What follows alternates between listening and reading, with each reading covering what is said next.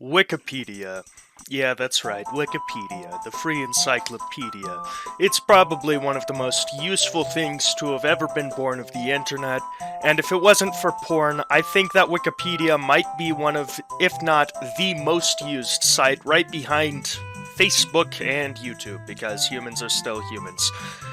I am once again asking you to go donate to Wikipedia. I donate monthly. You should donate monthly too. Let's keep ads off that bitch. But anyways, let's relate this to the topic. Iceberg chart. We got this weird and wacky shit, which is an iceberg chart of just weird-ass Wikipedia articles. And I have decided to do a kind of best of Iceberg, where I've dissected everything. We don't need all of these entries, so I got the most interesting entries, and we're going to be discussing those.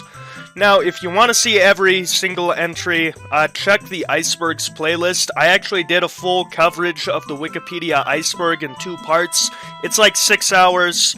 I personally didn't like it too much, but some people did, so you can go check it out if you like. Or not, I don't really care. Now, without further ado, let's get into this. So, buckle your fuckles, get cozy, and here we go. Breast-shaped hill.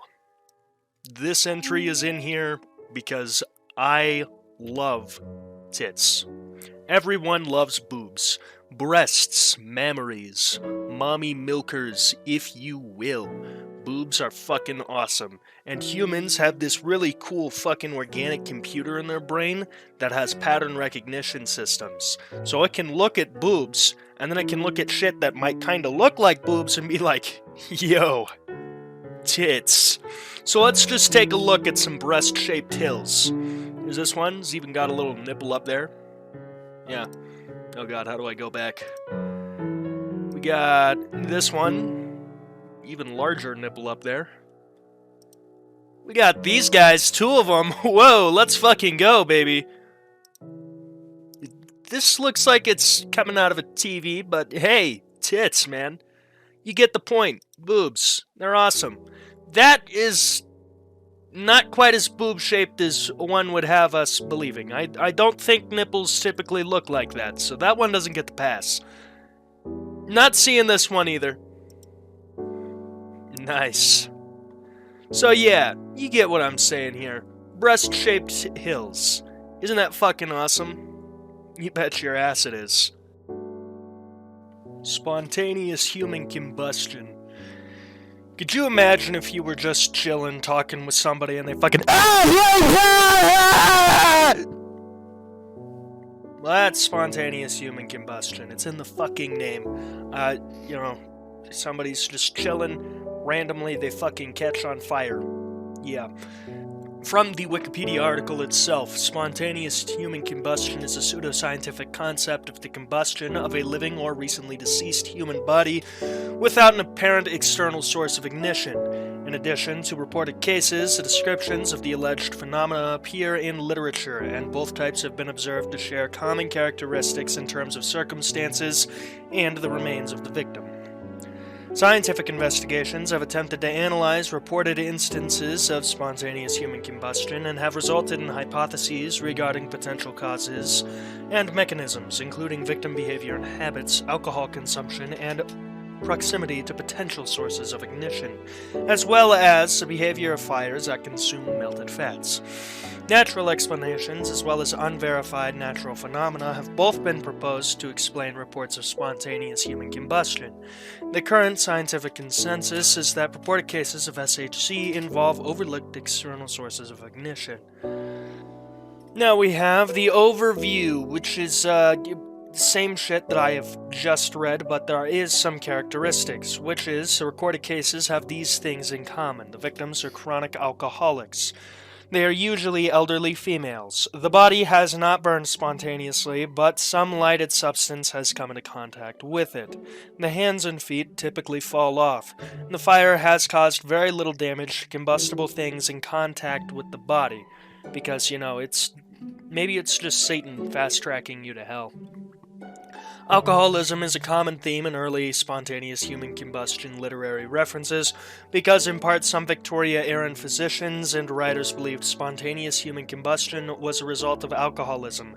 These people also believed a slew of other things that are quite frankly fucking idiotic, so I don't know if they're the winners to really rely on here. Now, let's get into the scientific investigation. An extensive 2-year research project involving 30 historical cases of alleged spontaneous human combustion, I know how to speak, was conducted in 1984. Hey, wait a minute, 1984. Literally 1984. Literally 1984. By science investigator Joe Nickel and forensic analysis John F. Fisher. Yeah, that's how you say it. Their lengthy 2-part report was published in the Journal of the International Association of Arson Investigators. Oh, I wonder if they're onto me yet. As well as part of a book. Nickel has written frequently on the subject, appeared on television documentaries, conducted additional research, and lectured at the New York State Academy of Higher Science in Montour Falls, New York, as a guest instructor.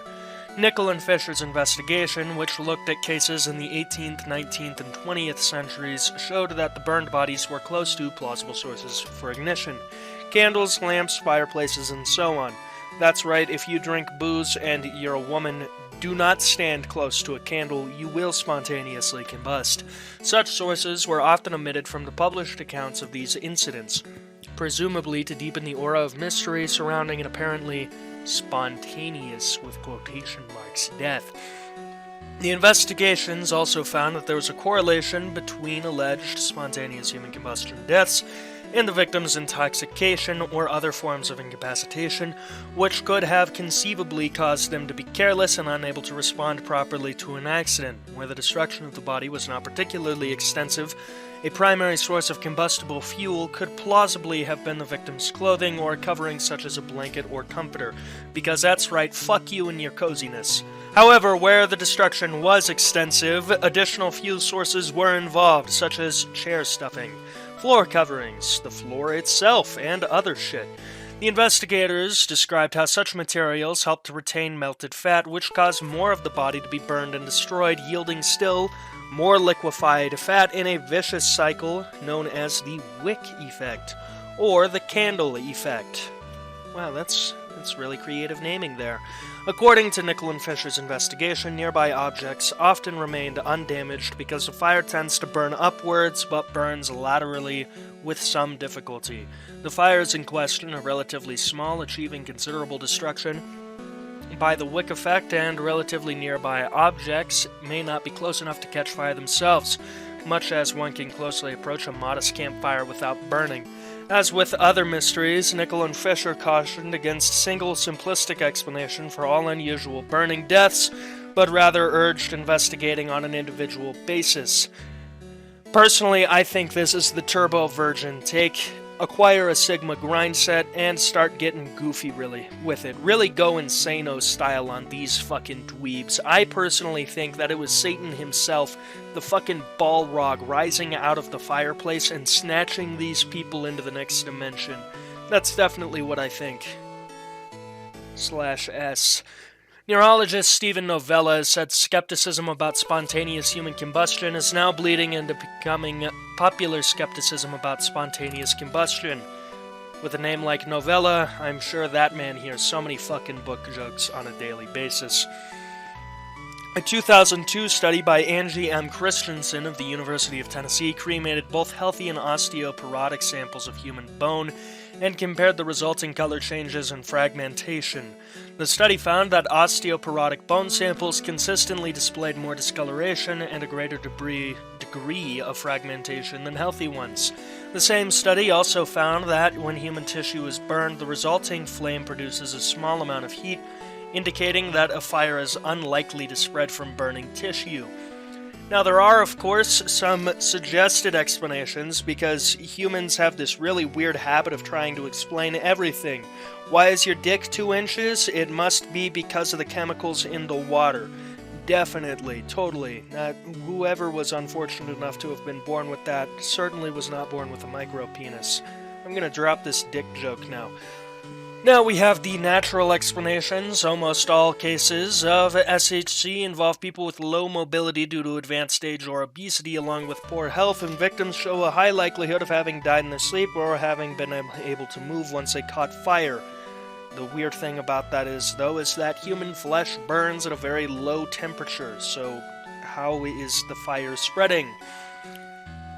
Cigarettes are often seen as the source of the fire, as the improper disposal of smoking material causes 1 in every 4 fire deaths in the United States. Natural causes, such as heart attacks, may lead the victim to dying, subsequently dropping the cigarette, which, after a period of smoldering, can ignite the victim's clothes, but I don't know if the victim's clothes are gonna, eviscerate the whole body, so that one might not be quite satisfactory either.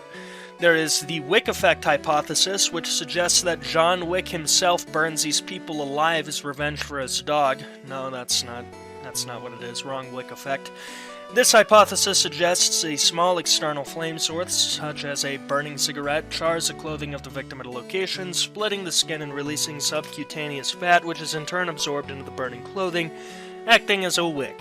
This combustion can continue for as long as the fuel is available, and this hypothesis has been successfully tested with pig tissue and is consistent with evidence recovered from cases of human combustion. The human body typically has enough stored energy and fat and other chemical sources to fully combust the body. Even lean people will have several pounds of fat in their tissues. This fat, once heated by the burning clothing, wicks into the clothing as much as candle wax is drawn into a lit candle wick, providing the fuel needed to keep the wick burning. The protein in the body also burns, but provides less energy than fat, with the water in the body being the main stopper of the burny thingy. However, slow combustion, lasting hour, gives the water time to evaporate slowly in an enclosed area, such as a house, as moisture will recondense nearby, possibly on windows. Feet typically don't burn because they have the least fat, and hands also have little fat, but may burn if resting on the abdomen, which provides all of the necessary fat for combustion. This is a pretty satisfactory explanation, so I'll buy it. Scalding can cause some burn-like injuries, leading to death without setting fire to clothing. Although not applicable in cases where the body is charred and burnt, this has been suggested as a cause in at least one claimed SHC-like event. Brian J. Ford has suggested that ketosis, possibly caused by alcoholism or low-carb dieting, produces acetone, which is highly flammable and could therefore lead to spontaneous combustion. Brian J. Ford also, for whatever reason, recommends you buy the newest 2022 Ford Mustang and Ford F-150. The SHC can be confused with self-immolation as a form of suicide, and in the West, self-immolation accounts for 1% of suicides. And while the researcher behind this, some dude named Radford, or maybe some chick, or maybe some person who uses xenogender pronouns, I don't fucking know, and I don't know who Radford is. Anyway, Radford claims in developing countries the figure can be as high as 40% of suicides caused by self-immolation. That is both a weak and an incredibly strong way to go out. I'm gonna kill myself, not because I'm depressed, but because fuck you, asshole. Anyway, the last natural explanation is that sometimes there are reasonable explanations for the deaths, but proponents ignore official autopsies and contradictory evidence in favor of anecdotal accounts and personal testimonies. I wonder why people would do this. It definitely isn't more profitable to do this. Totally not. There's no reason for people to do this. It totally doesn't get them more money.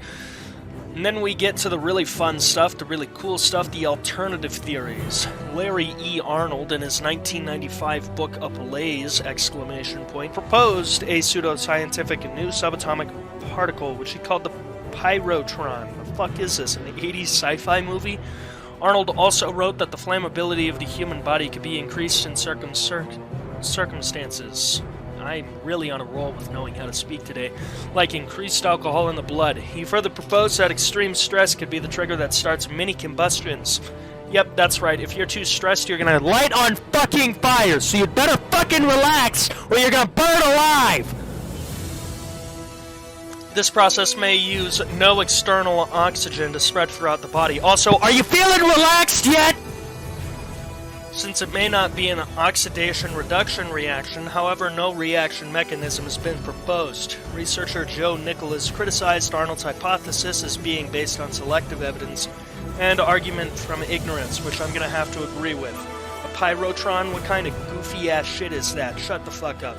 In his 1976 book, Fire from Heaven, UK writer Michael Harrison suggests that spontaneous human combustion is connected to poltergeist activity, which I think is pretty funny, pretty cool. He argues the force which activates a poltergeist originates in and is supplied by the human being. With the concluding summary, Harrison writes, SHC, fatal or non-fatal, belongs to the extensive range of poltergeist phenomena. And lastly, we have John Abrahamson suggesting that ball lightning could account for spontaneous human combustion, and ball lightning is a super cool, super freaky shit, so I could see it. And this is circumstantial only, but the charring of human limbs seen in a number of ball lightning cases are very suggestive that this mechanism may have also occurred where people had limbs spontaneously combusted. Again, ball lightning is a super fucking cool unexplained phenomena. It's just floating electricity. It's awesome.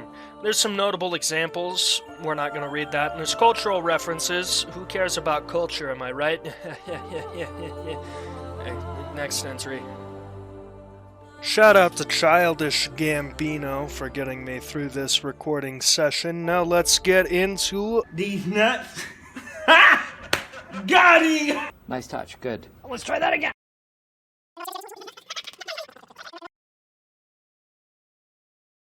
And now let's get into erotic asphyxiation. Major bozo alert! Major bozo alert! Imagine going so insane style that you fucking choke yourself. Imagine putting the glizzy on yourself so hard you can no longer breathe.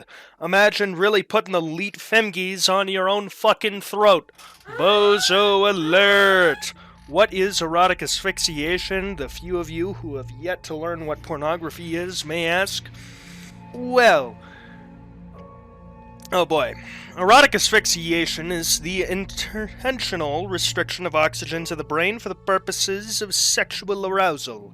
The term autoerotic asphyxiation is used when the act is done to a person by themselves. Colloquially, a person engaging in the activity is sometimes called a gasper, although I have never heard that, and please don't call me that. Erotic asphyxiation can lead to accidental death. Now, like I said, erotic asphyxiation, major bozo alert. Totally for bozos. I definitely am not into this myself. Totally not. Anyway, hallucinogenic states and euphoric states are brought about by chronic hypoxia, which is, very nice, so I've heard. And that's why some people like it. And historically, the practice of fucking choking yourself out has been documented since the early 17th century. It was first used as a treatment for erectile dysfunction. Could you imagine before they had Viagra just like, damn, honey, I can't get my dick hard. Choke me. I think that was used as a treatment for erectile dysfunction because someone just had a fucking choking kink. The idea from this most likely came from subjects who were hanging, because when you're hanging, you develop an erection. That's a weird thought, huh? Now let's talk about some famous cases of autoerotic asphyxiation. And despite all of these being very famous, I don't think these are actually that famous. We have Sada Abe, who killed her lover, Kichizo Ishida, through strangulation while he was sleeping. I don't think that was erotic asphyxiation. I think that was murderous asphyxiation, so yeah. Albert Dekker, stage and screen actor, found dead in his bathroom in 1968 with his body graffitied and a noose around his neck. Again, that might not be autoerotic asphyxiation. Diane Herzog sued Hustler magazine in 1983, accusing it of causing the death of her 14-year-old son, Troy D., who had experimented with autoerotic asphyxia after reading about it in that publication. Sorry you died, Troy, but what a fucking legendary way to go out. Stephen Milligan and Listen, if you wanted me to pronounce it Stefan, I don't give a shit. Stephen Milligan, a British politician and Conservative MP for Eastleigh, died from erotic asphyxiation combined with self-bondage in 1994. Fucking bozo. Conservative dying from erotic asphyxiation? I don't know if conservative means the same shit in Britain that it means in America, but that's great. Kevin Gilbert, a musician and songwriter, also died of apparent autoerotic asphyxiation in 1996. And then there's David Carradine, whoever that is, who also died in autoerotic asphyxiation. Now, I do think this is kind of funny, but also don't die. If you like being choked, be choked with other people. Do not choke yourself. Let me say that again. If you like being choked, be choked by other people. Do not choke yourself. That will get your ass killed. Bush shoeing incident. Dear God, I wish we could have this more often. I wish there was more presidential Wikipedia articles, followed by shoeing incident. In case you can't tell by the clip on the screen, the Bush shoeing incident is when some fucking Giga Chad decided, you know what, I've had enough of your bullshit, and threw both of his shoes at George W. Bush. Kudos to him for dodging the shoes. That's impressive. Would have been a lot funnier to see him just get clobbered in the fucking head. And the event itself happened during a December 14th, 2008 press conference at the Prime Minister's palace in Baghdad, Iraq. Iraqi journalist Muntahar al-Zaidi threw both of his shoes at the President of the United States at the time, George W. Bush. Bush was scheduled to leave office roughly 5 weeks later, following the inauguration of his successor, Barack Obama, who, despite being a total Giga Chad, would let more than a few hospitals get fucking exploded. This is a farewell kiss from the Iraqi people, dog, he yelled in Arabic as he threw his first shoe. That's a fucking Chad move. President Bush ducked twice to avoid being hit by the shoes, and Prime Minister Maliki attempted to catch one of the shoes to protect him. Al-Zaidi was pulled to the floor before being grabbed by the Prime Minister Maliki's guards, kicked, and rushed out of the room. White House Press Secretary Dana Perino was hit in the face by a microphone boom knocked over by a presidential bodyguard, resulting in a black eye. Fantastic. President Bush says that some Iraqi reporters had apologized to him. Thanks for apologizing on behalf of the Iraqi people. It doesn't bother me, he said.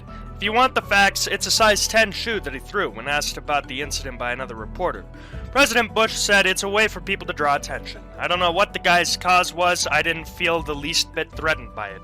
Yeah, I'm sure you didn't feel threatened as you ducked, Bush boy.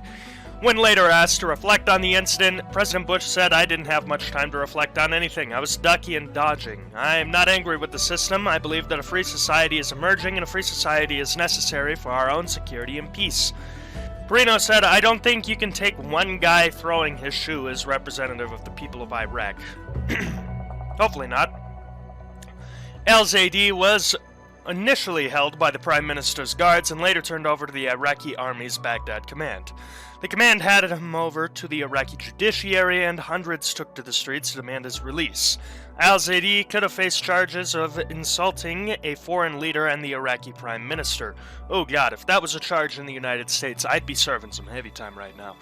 A conviction of these charges could have carried a sentence of up to 2 years in prison or a small fine, although it would have been unlikely to face a maximum penalty, given his newfound cult status in the Arab world, according to a Middle East observer. An Iraqi lawyer said that Al-Zaidi was likely to get at least 2 years in prison if prosecuted. Al-Zaidi went before a judge on December 17, 2008, and he declined to be represented by Khalil al-Dulemi, who defended late Iraqi leader Saddam Hussein before his execution. Chad move, do not let that guy defend you. And also said he wanted to be represented by an Iraqi lawyer. I will introduce myself as his lawyer and demand the case be closed and Mutanda be released because he did not commit a crime, said Dea al-Zaidi, Al-Zaidi's lawyer. These are very similar names. I am so sorry if I'm butchering them. And head of the Iraqi Bars Association. He only freely expressed himself at the occupier, and he has right to do so according to international law. On December 17, 2008, Al-Zaidi appeared privately before a judge from within the Green Zone. He was arrested and sentenced to 3 years but it was reduced by 2 years, and after serving 9 months in jail, he was let out for not having a prior criminal record. So overall, I think that this went pretty well. George Bush got shoes thrown at him. George W. Bush, that is. Guy didn't suffer any serious consequences. 9 months is a long time, but hey, he could have gotten killed. So better than that, at least. Kanye Quest 3030 cult. Kanye West. That dude is going absolutely fucking batshit right now. If you ever think you're doing bad, just realize that this dude is really the main fucking antagonist in Kanye's life right now. He's also in Kanye's former wife, but I don't understand how someone would fight so hard to get Kim Kardashian back, of all people. But anyway, let's talk about Kanye Quest 3030, because there is not an actual Kanye Quest 3030 cult Wikipedia article page. A little bit of a misleading name there. Now, in the year 2010, Kanye West takes out his garbage before tripping and falling into a portal, which brings him to the year 3030. The United States has become a dystopian society, already is, ruled by a clone of rapper Lil B, claiming himself to be a god. A prophecy exists claiming Kanye West would return one day and overthrow Lil B. With this knowledge, Kanye travels this dystopian society and teams up with other musicians such as Jay-Z, Tupac, and RZA to fight and free America. Along the way, they are challenged by other musicians such as Eminem, Nicki Minaj, De La Soul, LL Cool J. Upon completing the game, Kanye West declares himself the one true Based God and returns to 2010 where he puts away the trash. The game was played similarly to the Pokemon series. Each rapper has their own special moves and abilities based on in-jokes within the rapping community. The player is challenged by different rappers wandering the streets and must defeat them to level up and progress in the game. Hot take, Kanye West could not defeat Eminem if his fucking life depended on it. Now we have the ascensionism of the game. Isn't that spooky? In 2015, a Pastebin article revealed that if the player typed the word ascend into an in-game console, the player would be taken to a secret section of the game. In this secret section, the game would claim that the rest of the game's contents was a front for this area, which it claimed was the real game. At one point during this secret stage, a player would enter a room with a QR code which had to be screen captured together. This QR code would take the player to a dead site, which was allegedly an IP logger. It would subsequently pull the IP of the player and allegedly send it to a cult. But this is a self-published source, if you see that little bit right there, so a little sus. After inputting the needed commands at various terminals, the player would then be asked to give the game their private info and was instructed to wait to be contacted. This was believed to be connected to some group of Ascensionism that entered urban legend around the same time as the game being released. Ascensionism is allegedly a cult that believes in reincarnation and was hoping to recruit more members with the game Kanye Quest. They are also rumored to have connections with record labels such as Ascensionism Records. That's nice coincidence. Another game would be connected to a group called Calypso, in which a player completes tasks around the house while voicemails intended for the group played in the background. It is generally assumed these voicemails were taken directly off the hotline, which was referenced in the original game. However, there was little else in terms of information about the Ascensionists in Calypso. It's generally presumed that this is all part of an abandoned ARG, but it's still interesting to read about anyways. Josh Fight. Going on to prove that the last few years have actually been a couple of decades mentally. The Josh Fight was not that long ago, but oh my god, it feels like it was forever ago. The Josh Fight was a viral internet meme, mock fight, and charity fundraiser at Air Park in Lincoln, Nebraska on April 24th, 2021. The event was originally conceived by a civil engineering student named Josh Swain from Tucson, Arizona. On April 24, 2020, it gained popularity after a screenshot of a Facebook messenger group involving several users named Josh Swain spread widely on the internet. That image is on screen now. Thank my editor for all the hard work that she does. Swain encouraged participants of the chat to meet at a set of coordinates and compete for the right to use the name Josh. The event, though only intended as a joke, drew a crowd of nearly 1,000 on the day of the event. Despite the title, the gathering was a light-hearted one and there was no actual violence involved. The Wall Street Journal wrote that the event became a global news phenomena. Wow, a news source suddenly calling something they're writing about a global news phenomena? That definitely isn't profitable for them. The Wall Street Journal can suck my dick. Anyway, on April 24th, 2020, several Facebook Messenger users Josh Swain were added to a group chat that read, "You're probably wondering why I've gathered you all here today, because we all share the same names. Precisely 4/24/2021, 12 p.m., meet at these coordinates. We fight. Whoever wins gets to keep the name. Everyone else has to change their name. You have a year to prepare. Good luck." Swain explained the idea for the event was conceived out of boredom from the COVID-19 lockdowns and out of frustration from being unable to receive an exclusive handle on social media due to the high frequency of people who shared his name, but did not expect the invitation to go viral. Swain posted the screenshot of the conversation on Twitter the same day, and the tweet received over 64,000 likes and 21,000 retweets within just 2 weeks. Though Swain said the tweet was entirely a joke, the conversation became a meme on social media. I feel like this Wikipedia article is repeating itself over and over again. Days before the event, Swain took to Reddit in order to announce a fundraiser for the event to benefit the Children's Hospital and Medical Center Foundation in Omaha, along with a request for non-perishables to start a food drive for the Food Bank of Lincoln. In the same post, Swain encourages attendees to bring pool noodles as mock weapons for the planned fight. Swain picked Lincoln, Nebraska as a site due to its central location within the United States, with the specific randomly picked coordinates being located in a field on private property. The field's owner, however, was a little bitch and did not agree to such a ridiculous event. What a turbo virgin. And as such, a fight was relocated to Air Park, approximately 2.6 miles away. On the chosen day, nearly 1,000 people, including at least 50 named Josh, congregated at Air Park. Attendees came from as far as New York, Washington, and Texas, with some dressed in superhero and Star Wars costumes. 3 fights were held, one of rock, paper, scissors for those named Josh Swain, a second with pool noodles for all attendees named Josh, and a third and final all-in battle for anyone in possession of a pool noodle willing to participate. Only 2 of the individuals in attendance were named Josh Swain. Josh Swain, the event's creator, beat a rival 38-year-old Josh Swain from Omaha in the rock, paper, scissors event. A local 5-year-old boy named Josh Vincent Jr., dubbed Little Josh, who had been treated at the CH&MC for seizures when he was 2 years old, was declared the overall winner.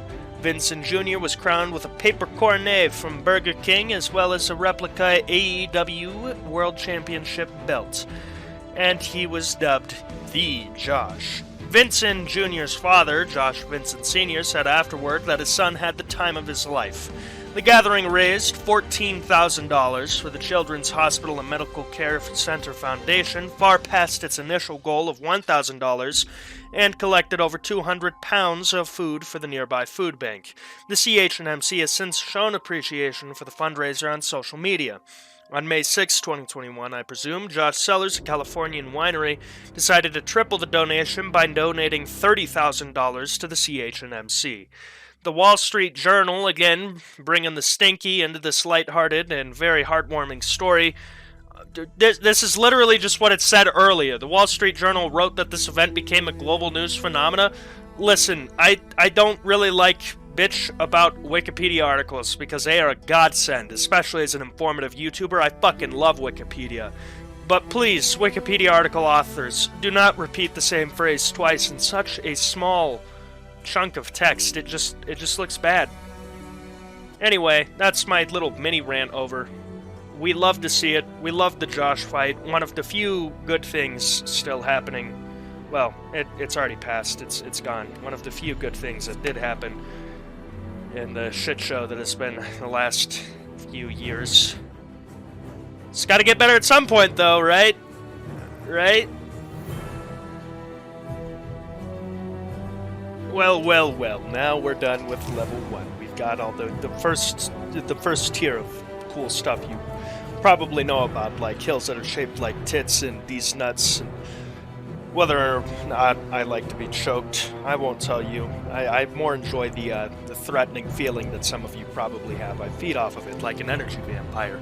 Now, if you've made it this far, like 15 minutes into the video, I really appreciate you still watching. So let's go ahead and get into the next level.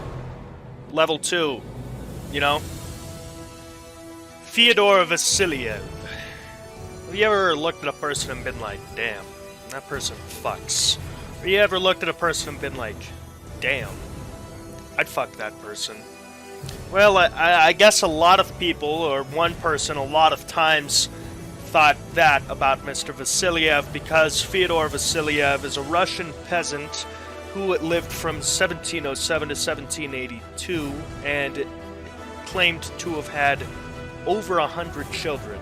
His first wife claimed to have lived to be 76 and have had 69 children. Funny number 6.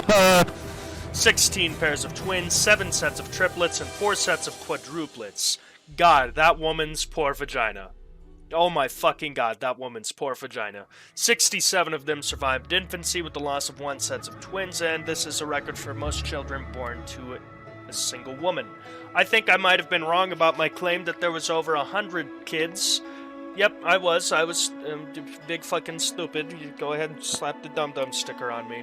Listen, I read all of these articles before in that other series that I did that I didn't really like. So I have, like, vague information on all of these on top of this. So it's not over 100. Whoops, I was wrong. Big dum-dum alert. But Vasilyev also claimed to have had 18 children with his second wife, 6 pairs of twins and 2 sets of triplets, allegedly making him a father of 87 children in total. Data about Vasilyev's children are included in the Guinness Book of World Records, which, as we know, is the most trustworthy source ever. For other sources, besides Just Trust Me Bro, the first published account about Theodore Vasilyev's children appeared in the 1783 issue of the Gentleman's Magazine. Volume 53, page 753, London, 1783, and states that the information, however astonishing, may be depended upon as it came directly from an English merchant in St. Petersburg to his relatives in England, who added that the peasant was to be introduced to the Empress. The same numbers were given in Ivan Nikitch Bulletin, 1788 commentary on Russian history, and an 1834 book by Alexander Pavlovich Bashkutsi, St. Petersburg Panorama. There is obviously skepticism about how one man could have so much sex and how 2 women would consent to having that many kids, because oh my fucking god! Oh, Jesus Christ, you wouldn't even... How would that even work? Like, honey, I'm not pregnant anymore. Time to come cream pie me and fix that. What the fuck was going through these people's heads? Anyway, well, I know what was going through one of their heads. A shit ton of semen. Anyway, back on track. Several published sources raised doubts as to the veracity of these claims, according to a 1933 article by Julia Bell in Biometrica, a 1790 book of B.F.J. Herman's Salish Schildering ran Rubland did provide the claims about Fyodor Vasilyev's children, but with a caution. Bell also notes that the case was reported by The Lancet in an 1878 article about how a study of twins... What about the study of twins? Okay. The Lancet article states that the French Academy of Sciences attempted to verify the claims with Vasilyev's children and contacted M. Konikoff of the Imperial Academy in St. Petersburg for advice as to the means they should pursue, but were told by him that all investigation was superfluous and that members of the family still lived in Moscow, and that they had been the object of favors from the government. Well, yeah, because if this guy really did have 89 kids in one generation, that means that the Vasilyev line, the Vasilyev DNA, will, by the next generation, probably be in at least 300 people, whether it is in them because they're alive or in them because somebody swallowed is a different conversation, but Back on track, Bell concludes that Vasilyev's case must be regarded as under suspicion. That's a good way to regard it. Similarly, Mary Clay, in a 1988 book, notes, sadly, this evasion of proper investigation seems in retrospect to have dealt a terminal blow to our chances of ever establishing the true details of this extraordinary case. I'm going to go ahead and have a little bit of a controversial take here. There's nothing extraordinary about this. This is just horrible. Again, oh my god, those poor women. Being pregnant is like literal fucking eldritch body horror. Why would you subject yourself to that much? Phoenix Jones, a living embodiment of either you die the hero or live long enough to see yourself become the villain. Albeit he might have just been the villain from the start, who knows. Anyways, Phoenix Jones, born Benjamin John Francis Fodor, 1988 in Texas, is an American real-life superhero, initially wearing a ski mask to intervene in a public assault. Fodor later developed a full costume and adopted Phoenix Jones as a pseudonym. From 2011 until its dissolution in 2014, Jones was a leader of the Rain City Superhero Movement, a Seattle, Washington-based citizen patrol group that described itself as a crime prevention brigade. So, vigilantism. Jones says the best way to prevent getting mistaken for a criminal by the police is to wear a supersuit, although local police have expressed concern that the strange costumes may lead to emergency calls from citizens who mistake the superheroes for criminals. Jones says that all members of the Rain City Superhero Movement have a military or mixed martial arts background. Jones is also a mixed martial artist signed to World Series Fighting, where he has fought 2 catchweights, which included his older foster brother of the UFC Strike Force, and 1 championship fighter, Carlos Fodor. Jones says he wanted to take policing matters into his own hands after a few incidents changed his mind about Seattle. The first was when Jones says that his car was broken into and his son was injured after returning to the vehicle while falling on broken glass. Jones was told several people saw the break-in happen, but did not intervene. Later, Jones says he encountered a friend being seriously assaulted outside a bar, and after calling 911, he put on the ski mask from the earlier break-in and made a commotion until the police showed up. And I thought, why didn't someone help him, is what he said. There were 70 people outside that bar and no one did anything. Jones went on to develop a full costume and pseudonym using his crime-fighting behavior, made him too recognizable. In his CBS News broadcast, Jones is shown entering the back room of an unnamed comic book store in which he changes into a costume which consists of a dragon skin brand bulletproof vest and stab plating, as well as equipment including a stun baton, pepper spray, tear gas, handcuffs, and first aid kit. Jones later became part of the Rain City Superhero Movement in July 2011. Local police recorded 10 citizens patrolling the city in superhero costumes, using the names Thorn, Buster Doe, Green Reaper, the Mantis, Gemini, No Name, Catastrophe, Thunder 88, Penelope, and Phoenix Jones. An individual using the pseudonym Red Dragon also claimed to be a member of the group. Press coverage on Sunday, January 2nd, 2011 in Linwood. Phoenix Jones stopped and chased a car thief as the car owner, who was asked to only be identified as Dan, stood by in shock as Jones ran into action. CBS News introduced Dan and Phoenix Jones to one another the following Monday evening. Dan proceeded to thank Jones numerous times while later talking about Phoenix's gear. A few days later, ABC News aired a news story covering Jones. In this report, footage shows Phoenix Jones preventing an intoxicated man from entering his car. Jones threatens to use a stun baton as the angry, inebriated man approaches Jones with the intent to fight. In the video, a police officer is shown later talking to Phoenix Jones and his group regarding the effects masks may have had on an intoxicated individual, because that's a logical take. No, citizen, you can't drive intoxicated, and if you disagree with me, I'll fucking tase you! That's genius crime prevention. On Saturday, September 24th, 2011, in the Belltown neighborhood of Seattle, Phoenix Jones doused a man with pepper spray after he attempted to steal a bus. The driver of the bus had been handing out flyers when another individual attempted to steal it. Jones was reported to have intervened, and the hijacker escaped with his skin dyed orange due to the spray. Jones says he didn't receive any help from Seattle police, who took hours to respond to the incident. Oh no! Cops not doing their fucking job? Where have I heard this before? I definitely don't have. An entire true crime series where most of my rage from the situations comes from cops not fucking doing anything. Whether it is from murders to robberies, cops just really fucking suck at their jobs. On Sunday, October 9th, 2011, Jones was arrested for his role in an altercation involving pepper spray. Close associates who were present and equipped with a video camera told reporters that Jones broke up an unfair fight between two groups of nightclub patrons. According to police reports, the officers who responded determined that there was no fight, with one member of the group denying that anyone among them had been fighting. They asked that the masked man be arrested for attacking them, according to the one woman who was involved in the altercation. After an argument had broken out between her group and another, Jones suddenly approached and pepper spraying them, saying, "I'm a superhero."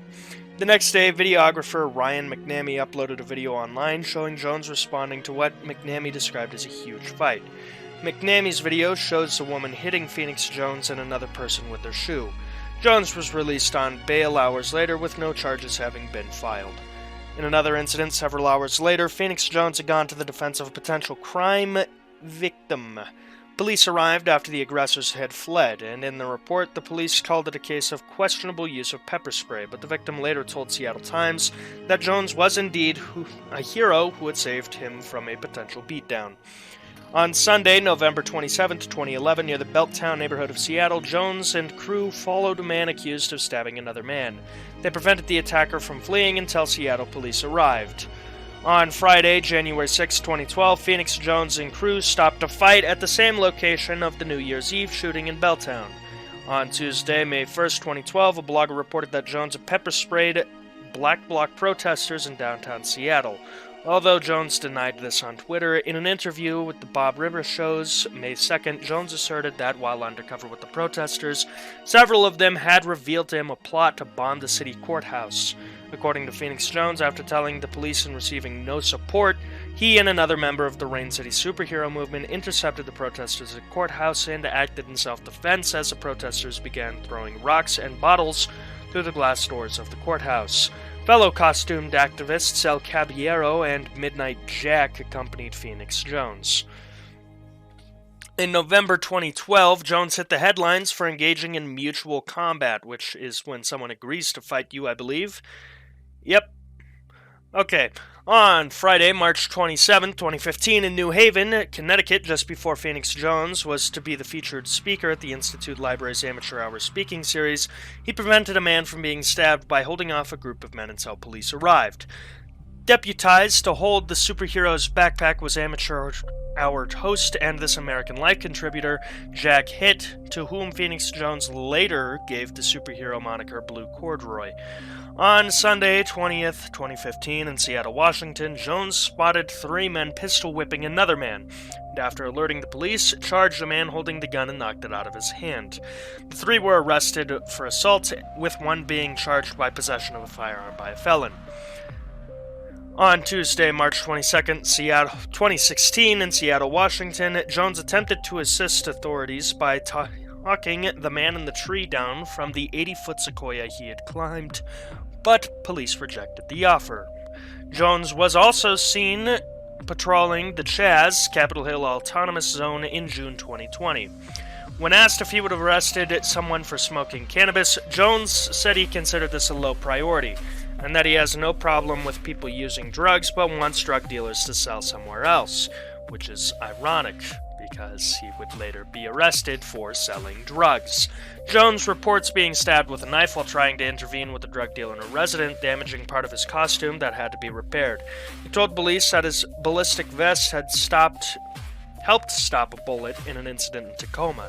And in 2011, Jones claims to have had his nose broken by an assailant while trying to break up a fight, when one of the men pulled a gun on him while another man kicked him, breaking his nose. This incident was never reported to police and was treated by Jones's private doctor. There's also his arrest record. Seattle City Attorney Pete Holmes has called Jones a deeply misguided individual, as most vigilantes are. In October 2011, Jones was arrested for an investigation of assault after using pepper spray to break up an alleged fight. He spent approximately 7 hours in jail before posting the $3,800 bail. No charges were filed and the case was dropped later that month. Jones appeared in court wearing a black and gray striped shirt over a supersuit on October 13th, 2011. When Jones was asked to remove his mask, he complied and put the mask back on after the hearing. Jones then spoke with reporters and removed his mask again to reveal his identity as Ben Fodor. Fodor stated that he would continue patrolling the city. I will continue to patrol with my team, probably tonight, October 13th, 2011. In addition to being Phoenix Jones, I am also Ben Fodor, father and brother. I am just like everyone else. The only difference is I try to stop crime in my neighborhood and everywhere else. I think I have to look toward the future and see what I can do to help the city. On January 9th, 2020, Jones was arrested for allegedly selling methylene dioxymethamphetamine, MDMA, to an undercover police officer. At the time of his arrest, police alleged that he and his accomplice were also in possession of about 4 grams of cocaine. Because being a vigilante doesn't pay the bills, but selling coke does. There's also his MMA career, which is interesting, but not as sad as the fact that, like I said, you either die the hero or live long enough to see yourself become the villain. Bohemian Grove. This might just be one of the things I have talked about most on my channel. Interestingly, it's kind of a rule of thumb that every few months it appears in a video. Whether it is because of the fact that I talked about it in the Forest Iceberg, or in the original Wikipedia series Iceberg, and there was another Iceberg, I think, where it was brought up, the Bohemian Grove just keeps showing up, and it's a very interesting thing. Because it's a restricted 2,700-acre campground at 2601 Bohemian Avenue in Monte Rio, California, the United States, that is. It belongs to a San Francisco gentlemen's club known as the Bohemian Club, and in mid-July each year, Bohemian Grove hosts more than 2-week encampments of some of the world's most prominent and powerful men. The Bohemian Club's all-male membership includes artists, musicians, prominent business leaders, government officials, former U.S. presidents, senior media executives, and people of power. Members may also invite guests to stay with them at the Grove. Guests may be invited to the Grove for either Spring Jinx in June or the main July encampment. In Bohemian Club, members can schedule private day-use events at the Grove at any time if it is not being used for club-wide purposes. And they are allowed at these times to bring spouses, family, and friends, although female and minor guests must be off property by 9 or 10 p.m. After 40 years of membership, the men earn the Old Guard status, giving them reserved seating at the Grove's daily talks, as well as other prerequisites. Former U.S. President Herbert Hoover, who we fucking hate, that guy is a piece of shit and a terrible president, was included in the Old Guard in March 19, 1953, because he had joined the club exactly 40 years prior. Redwood branches from the Grove were flown to the Waldorf Astoria Hotel in New York City, where they were used to decorate a banquet. In a banquet, however the fuck you say that word, I don't speak surrender, I don't speak French, for the celebration. In his acceptance speech, Hoover compared the honor of the Old Guard status to his frequent role as veteran counselor to later presidents. The only thing a president would ask this asshole for is to what not fucking do. Shut the fuck up, Hoover. No one likes you. The club motto is, "Weaving spiders come not here," which implies that outside concerns and business deals are to be left outside. Which is very suspicious, considering it's, the world's most powerful men. When gathered in groups, Bohemians usually adhere to the injunction, although discussion of business often occurs between pairs of members. Important political and business deals have been developed at the Grove. The Grove is particularly famous for a Manhattan Project planning meeting that took there in September of 1942, which subsequently led to, the atomic bomb. Japan be like, "Here comes the sun," twice. Ugh. Those attending this meeting included Ernest Lawrence, J. Robert Oppenheimer, the S1 executive committee heads, such as presidents of Harvard, Yale, and Princeton, along with representatives of Standard Oil and General Electric, alongside various military officials. At the time, Oppenheimer was not an S1 member, although Lawrence and Oppenheimer hosted the meeting. Grove members take particularly pride in this event and often relate the story to new attendees. Other behavior at the campground has led to numerous claims and even some parody in popular culture. One example was President Richard Nixon's comments from a May 13, 1971 tape talking about upper-class San Franciscans. The Bohemian Grove, which I attend from time to time, is the most faggot goddamn thing you could ever imagine with that San Francisco crowd. Wow. God. I hate Richard Nixon. If I get sent to hell, I'm tracking him down and I'm killing him again.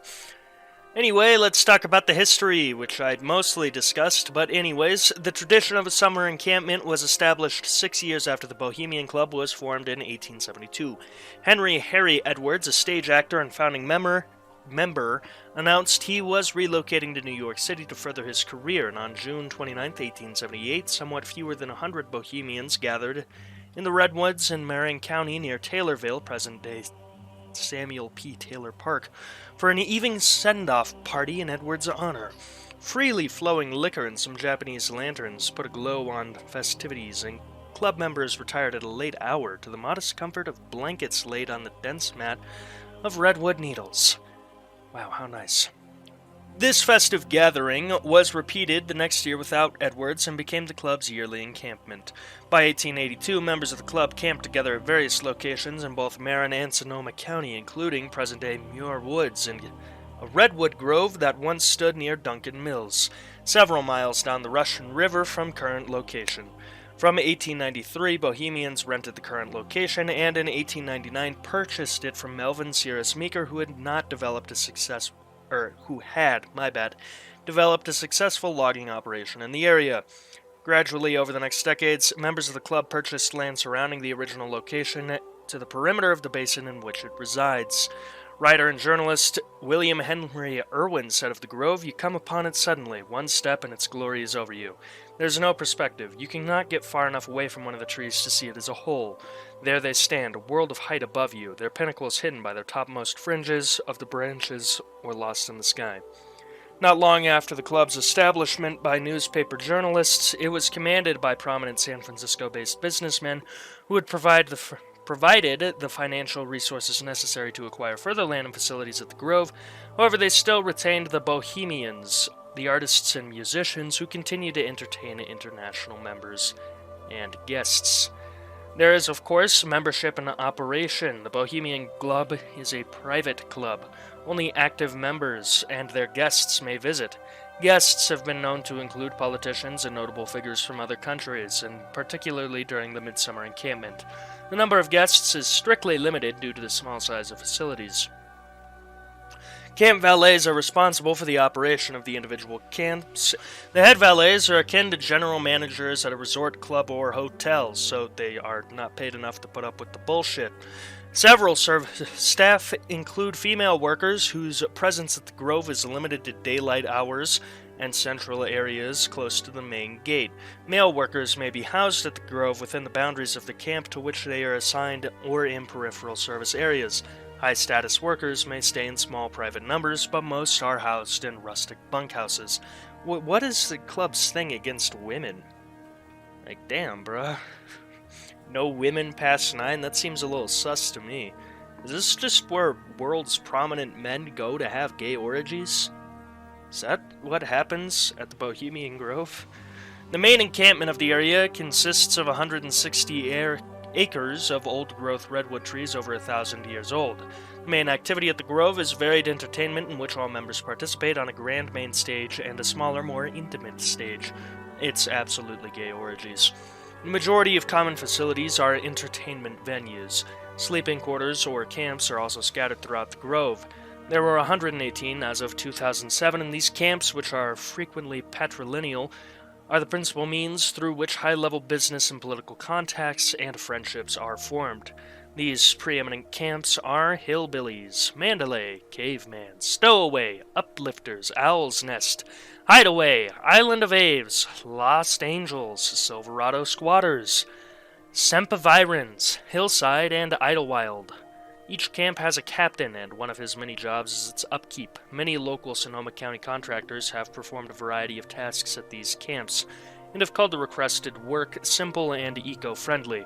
The central spaces for recreation and entertainment are Grove Stage, an amphitheater with seating for 2,000, used primarily for the Grove play production on the last week of the Midsummer Encampment. The stage extends up the hillside and is also home to the second largest outdoor pipe organ in the world. Field Circle, a bowl-shaped amphitheater used for mid-encampment low jinks, musical comedy for spring jinks in early June, and a variety of other performances. Campfire Circle has a campfire pit in the center of the circle, surrounded by carved redwood log benches, used for smaller performances in a more intimate setting. Museum Stage, a semi-outdoor venue with a covered stage. Lectures and small ensemble performances. Dining Circle, seating approximately 1,500 diners simultaneously. And Clubhouse, designed by Bernard Maybeck in 1903, completed in 1904 on a bluff overlooking the Russian River, a multi-purpose dining, drinking, and entertainment building, the site of the Manhattan Project planning meeting held in 1942, and then the Owl Shrine and the Lake, an artificial lake in the interior of the Grove used for noontime concerts, and a venue of cremation of care, which takes place on the first Saturday of the encampment. It is also the location of the 12:30 p.m. daily lakeside talks. These significant informal talks, many on public policy issues, have been given over the years by entertainers, professionals, astronauts, business leaders, cabinet officers, CIA agency directors, future presidents, and former presidents. The Bohemian Grove is protected by a sophisticated security team year-round. The Bohemian Club enjoys and employs ex-military personnel to help secure the area. They utilize high-end security equipment, including thermal and night vision cameras, motion detectors, vibration sensing alarm systems, and the level of security is particularly heightened during the time periods in which members are on site. During these times, a local sheriff's office, California Highway Patrol, and, if warranted by the guest list, the United States Secret Service help to secure the area and the roads surrounding the encampment. In 2019, the Sonoma County Board of Supervisors informed the club that 2019 would be the last year they provided law enforcement security. Despite the high levels of security present, there have been numerous high-profile successful infiltrations of the Bohemian Grove. In the summer of 1980, Rick Clogger gained entrance to the Grove with the help of an employee and posed as a worker during 2 weekends of the annual encampment. His efforts, the first magazine reporting from inside the Grove, was published in August 1981 in the magazine Mother Jones. Around the same time, ABC Evening News aired a special report on the Bohemian Grove. In the summer of 1989, Spy magazine writer Philip Weiss spent 7 days in the camp posing as a guest, which led to his November 1989 article Inside the Bohemian Grove. He was eventually discovered and arrested for trespassing. On July 15, 2000, Alex Jones and his cameraman Mike Hansen clandestinely entered the Bohemian Grove and shot footage of the cremation of care ceremony. Jones claimed it was a ritual sacrifice, and from this footage, documentary filmmaker John Ronson produced the episode The Satanic Shadowy Elite, in which he characterizes the proceedings as an overgrown frat party, while Jones produced Dark Secrets Inside the Bohemian Grove, describing what he thought were satanic rituals. Of course, you could bust a nut in front of Alex Jones, and he'd probably think it had something to do with Satan, the liberals, or China. I don't know, I don't watch Alex Jones. I just find it very annoying that people even acknowledge this guy. On January 19th, 2002, 37-year-old Mitchard McCaslin was arrested after his nighttime infiltration of the Bohemian Grove, where he set several fires. He was heavily armed and wearing a skull mask and outfit with Phantom Patriot written across the chest. No Bohemian Club members or guests were present at the Bohemian Grove at the time, which makes it a big fucking waste, doesn't it? There's also the traditions, rituals, and symbols. Symbols. The club patron saint is John of Nepomuk, who, according to legend, suffered death at the hands of a Bohemian monarch, rather than disclose the confessional secrets of the queen. I wonder what values they like over there at the Bohemian Grove. A large wood carving of St. John in cleric robes with his index finger over his lips stands at the shore of the lake in the grove, symbolizing the secrecy kept by the grove's attendees throughout its long history. Since the founding of the club, the Bohemian Grove's mascot has been an owl, symbolizing wisdom, which is funny because owls are actually spectacularly stupid, and Athena loved owls in the same way that you would love a incredibly dumb cat. A 30-foot, 9-meter for those not in Burgerland, hollow owl statue made of concrete over steel supports stands at the head of the lake in the grove. The statue was designed by a sculptor and two-time club president Haig Pedigan. It was constructed in the late 1920s, and since 1929, the owl shrine has served as a backdrop of the yearly cremation of care ceremony. The Cremation of Care ceremony is a theatrical production in which some of the club's members participate as actors. It was first conducted in 1881. The production was devised by James F. Bauman, with the George T. Bromley playing the High Priest. It was originally set within the plot of the serious High Jinks dramatic performance on the first weekend of the summer encampment, after which the spirit of care slain by the Jinks hero was solemnly cremated. The ceremony served as a catharsis for pent-up high spirits and to present symbolically the salvation of the trees by the club. The Cremation of Care was separated from the other Grove plays in 1913 and moved to the first night to become an exorcising of the demon to ensure the success of the ensuing 2 weeks. What demon? What? The Grove play was moved to the last weekend of the encampment. The ceremony takes place in front of the Owl Shrine. The moss and lichen-covered statue simulates a natural rock foundation, yet holds electrical and audio equipment within it. For many years, a recording of the voice of club member Walter Cronkite was used as the voice of the owl during the ceremony. Music and pyrotechnics accompany the ritual for dramatic effect. Each year, a Grove play is performed for one night in that final weekend of the summer encampment. The play is a large-scale musical theatrical production written and produced and composed by the club members, involving some 300 people, including chorus, cast, stage, crew, and orchestra. The first Grove play was performed in 1902. During the years 1943 to 1945, the stage was dark, and in 1975, an observer estimated that the Grove play cost between $20,000 and $30,000 in an amount that would be as high as $144,000 in today's dollars, because inflation. There is, of course, some controversies. No woman has ever been given full membership in the Bohemian Club, and the 4 female honorary members were hostess Margaret Bowman, poet Ina Coolberth, who served as a librarian for the club, actress Elizabeth Crocker Browns, and writer Sarah Jane Lippincott. Since Coolberth's death in 1928, no woman has been made a member. These honorary members and female guests have been allowed into the Bohemian City Club building and as daytime guests of the Grove, but not on the upper floors of the City Club nor as guests of the main summer encampment at the Grove. Annual ladies' jinks were held at the club for spouses and invited guests, though. In 1978, the Bohemian Club was charged with discrimination by the California Department of Fair Employment and Housing over its refusal to hire female employees. In January 1981, an administrative law judge issued a decision supporting the practices of the club, noting that members of the club urinate in the open without even the use of rudimentary toilet facilities, and that the presence of females would alter the club members' behavior.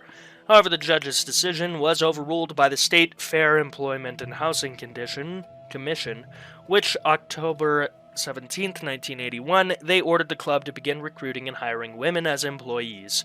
The Bohemian Club then filed a petition to the California Superior Court, which ruled in favor of the club, finding the male gender to be a bona fide occupational qualification.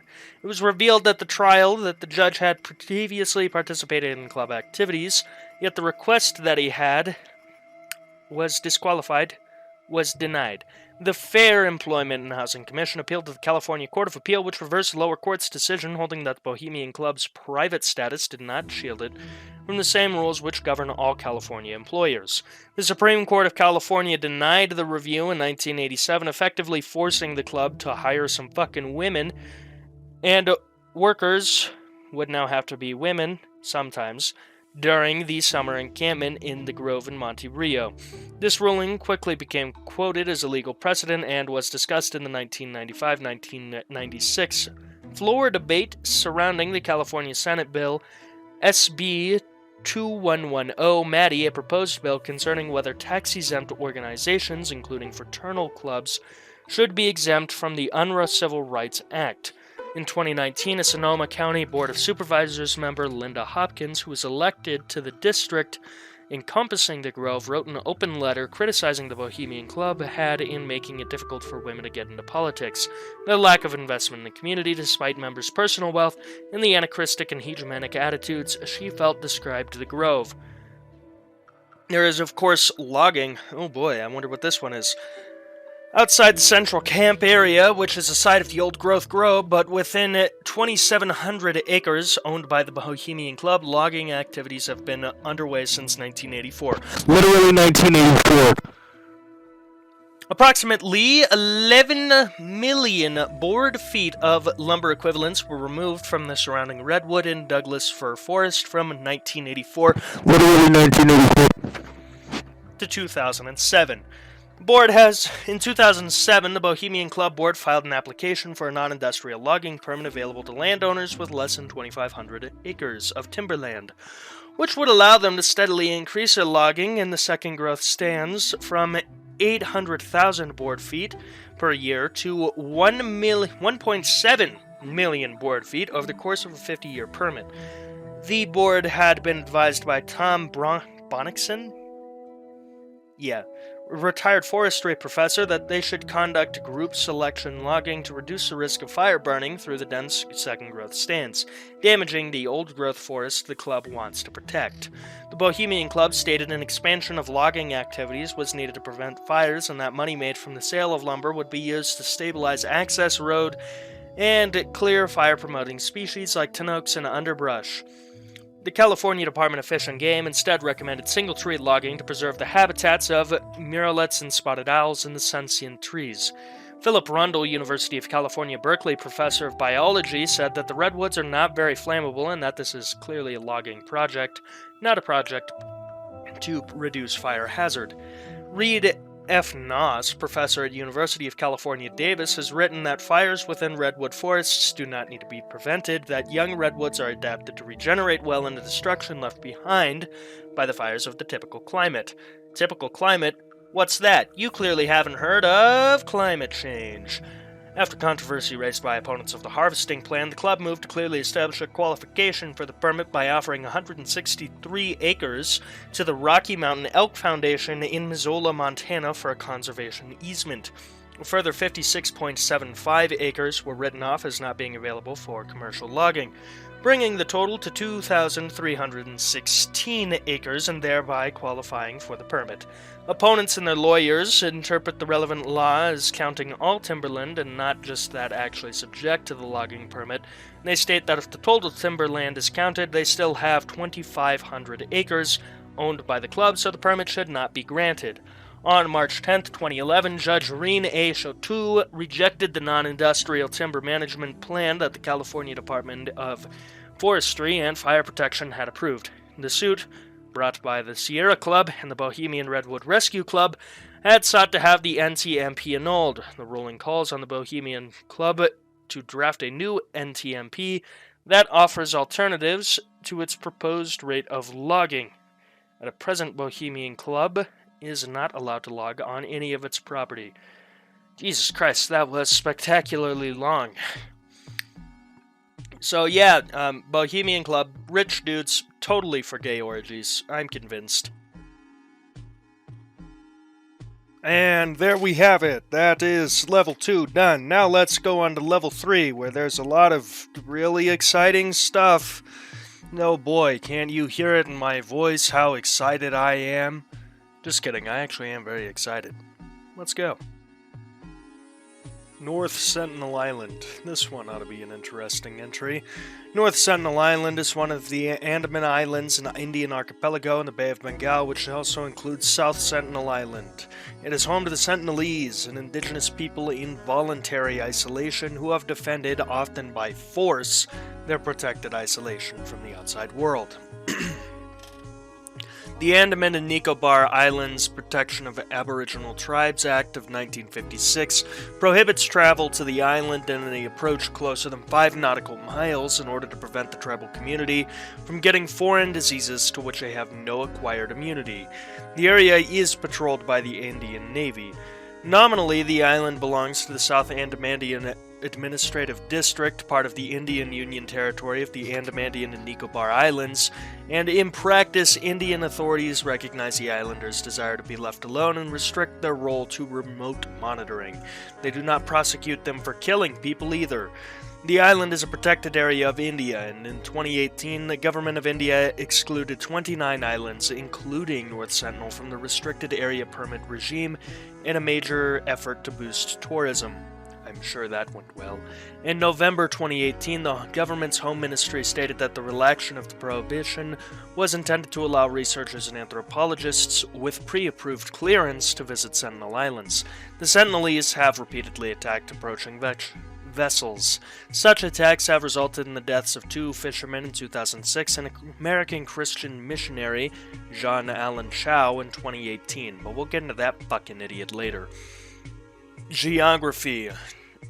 North Sentinel lies 36 kilometers west of the town of Windor in South Andaman Island, 50 kilometers, 31 miles for Burger residents, west of Port Blair, and 59.6 kilometers, 37 miles for Burger cheese people, north of its counterpart, South Sentinel Island. It has an area of 59.67 kilometers squared, 23.04 square miles for chicken burger people, and roughly a square outline. Isn't that cool? North Sentinel is surrounded by coral reefs and lacks natural harbors. The entire island, other than the shore, is forested, and there is a narrow white sand beach encircling the island, behind which the ground rises 20 meters, 66 feet, and then gradually to between 46 to 122 meters, 151 and 400 feet.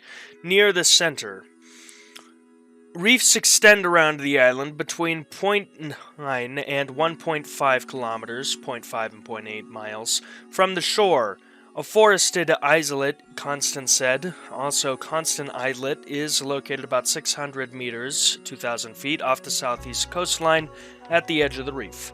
The 2004 Indian Ocean earthquake tilted the tectonic plate under the island, lifting it by 1 or 2 meters, and large tracts of the surrounding coral reef were exposed and became permanently dry land or shallow lagoons, extending all of the island's boundaries by as much as 1 kilometer on the west and south sides, and uniting Constant Islet with the main island. The island is largely covered in tropical and subtropical moist broadleaf forest. Due to the lack of surveys, the exact composition of the terrestrial flora and fauna remain unknown. In his 1880 expedition to the island, Maurice Vidal Portman described an open park-like jungle with numerous groves of bulletwood trees, as well as huge buttressed specimens of Malabar silk cotton tree. Indian boar are apparently found on the island and a major food source for the Sentinelese, with reports by Portman referring to a huge heap of pig skulls near Sentinelese village. The IUCN Red List lists North Sentinel as being an important habitat for coconut crabs, which have been otherwise expurgated from most other Andaman Islands aside from South Sentinel and Little Andaman. North Sentinel Island, along with South Sentinel, is also considered a globally important bird area by BirdLife International, as despite the lack of surveys, the pristine habitat likely supports a diversity of bird life. The marine life surrounding the island have also not been well surveyed. A large coral reef is known to encircle the island, and mangroves are also known to fringe its banks. AC 1999 reports from divers near the island indicate that the reefs around the island were bleached in the 1998 El Niño, but had since seen new growth of coral. Sharks allegedly have also been seen in the waters off the island, and sea turtles likely occur near the island, as Portman referred to them being a major food source for the Sentinelese, and no one was cited on a 1999 survey of the surrounding waters. Dolphins were also cited in the same survey, so that's cool. Now we get into the fun part, the history. The Onge, one of the other indigenous people of the Andamans, were aware of North Sentinel Island's existence, and their traditional name for the island is something I'm about to butcher. It's Chia Dakwokeya. What the fuck? I'm so bad at pronouncing things. They also have strong cultural similarities with what little has been remotely observed amongst the Sentinelese. However, Onges brought to North Sentinel Island by the British during the 19th century could not understand the Sentinelese language, so a significant period of separation is likely. British surveyor John Ritchie observed a multitude of lights from an East India Company hydrographic survey vessel, the Diligent, as it passed by the island in 1771. Humphrey, an administrator, traveled to the island in March 1867. Towards the end of the same year's summer monsoon season, Nineveh, that's an interesting name, an Indian merchant ship was wrecked on a reef near the island. The 106 survivors and crewmen landed on the beached ships and fended off attacks by the Sentinelese. They were eventually found by a Royal Navy rescue party, which, good for them. An expedition led by Maurice Vidal Portman, a government administrator who hoped to research natives and their customs, landed on North Sentinel Island in January 1880. The group found a network of pathways in several small abandoned villages. After several days, 6 Sentinelese, an elderly couple, and 4 children were kidnapped and taken to Port Blair. This story definitely ends well. The colonial officer in charge of the operation wrote that the entire group sickened rapidly, and the old man and his wife died, so the 4 children were sent back to their home with quantities of presents. Because, hey, we're sorry that we fucking kidnapped 4 of you and killed 2. Because you guys don't know what the common cold is. Oopsies, have some beads. That'll make it all better. A second landing was made by Portman on the 27th of August, 1883, after the eruption of Krakatoa was mistaken for gunfire and interpreted as a distress signal of a ship. A search party landed on the island and left gifts before returning to Port Blair. Because again, hey, sorry we killed those guys. Have some bead. Portman visited the island several more times between January 1885 and 1887. And then we have the after Indian independence bid.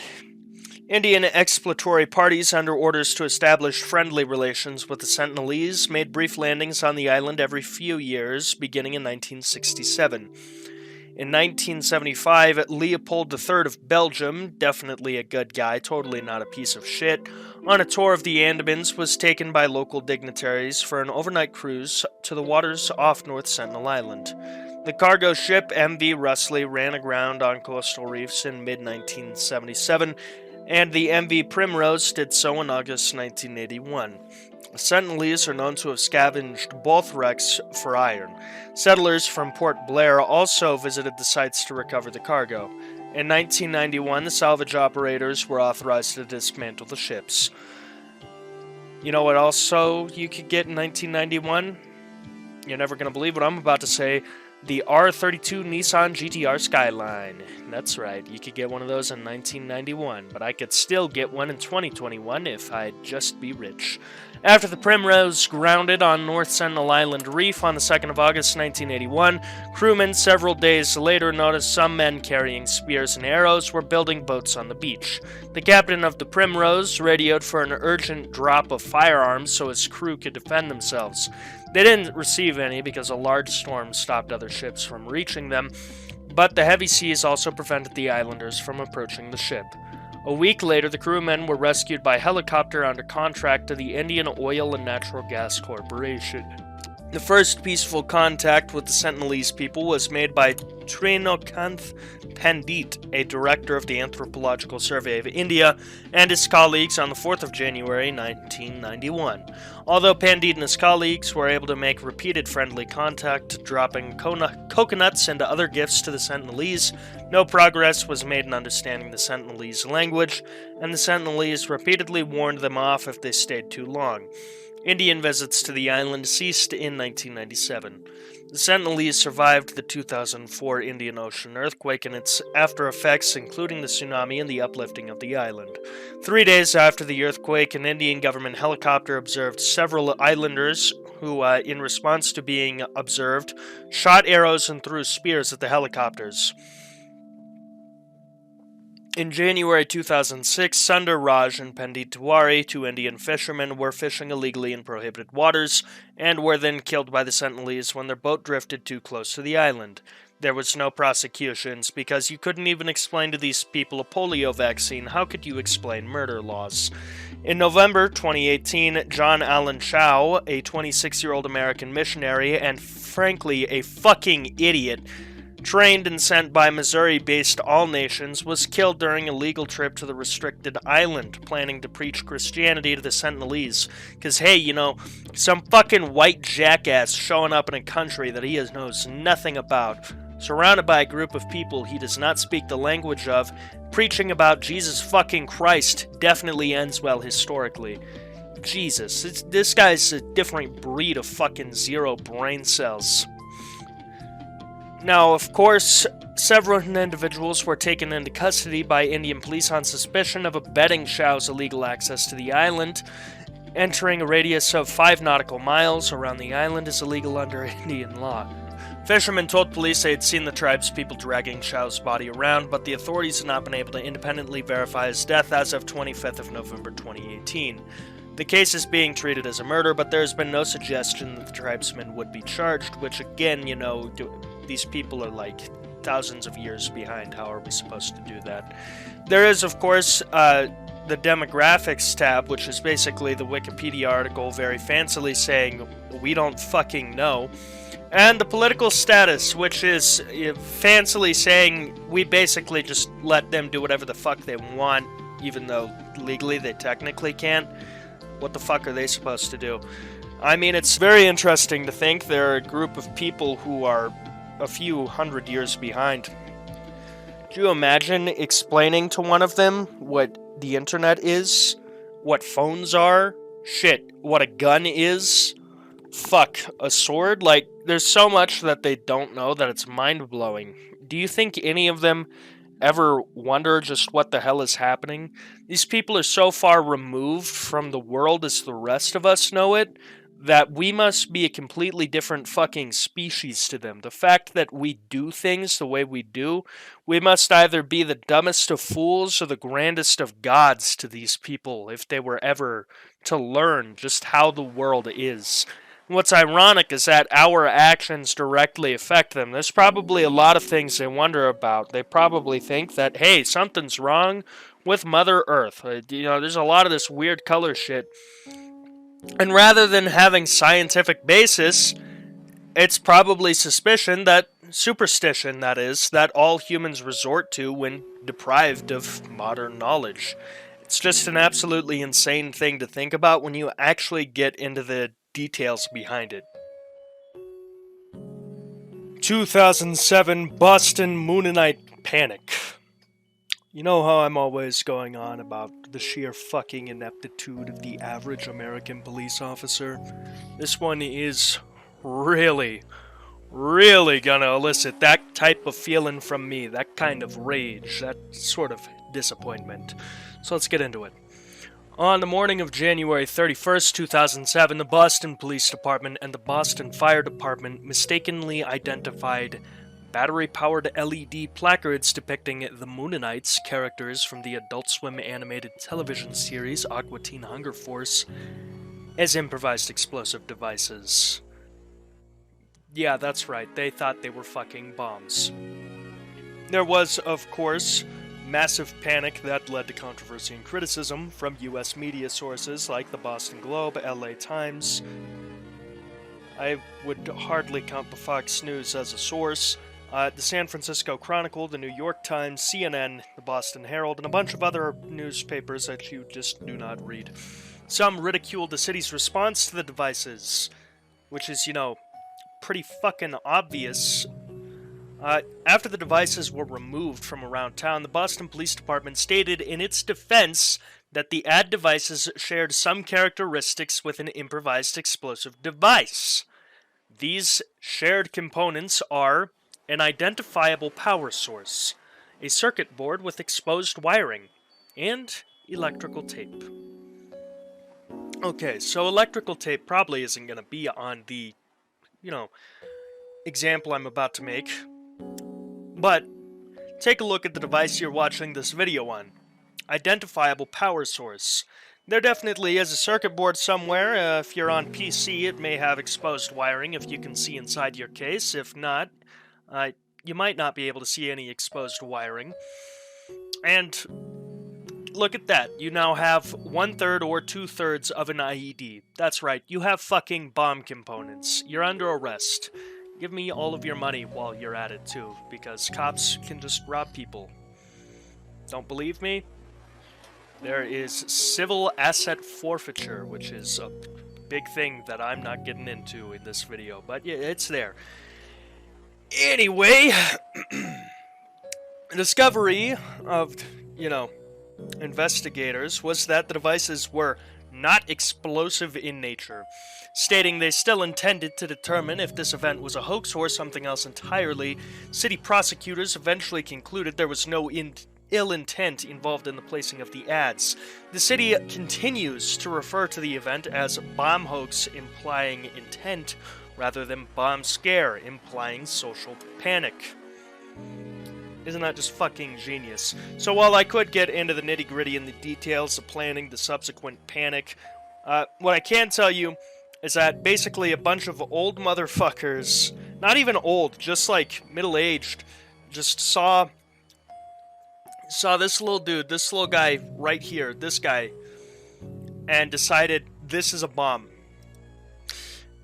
Yeah, that's real brilliant thinking over in Boston.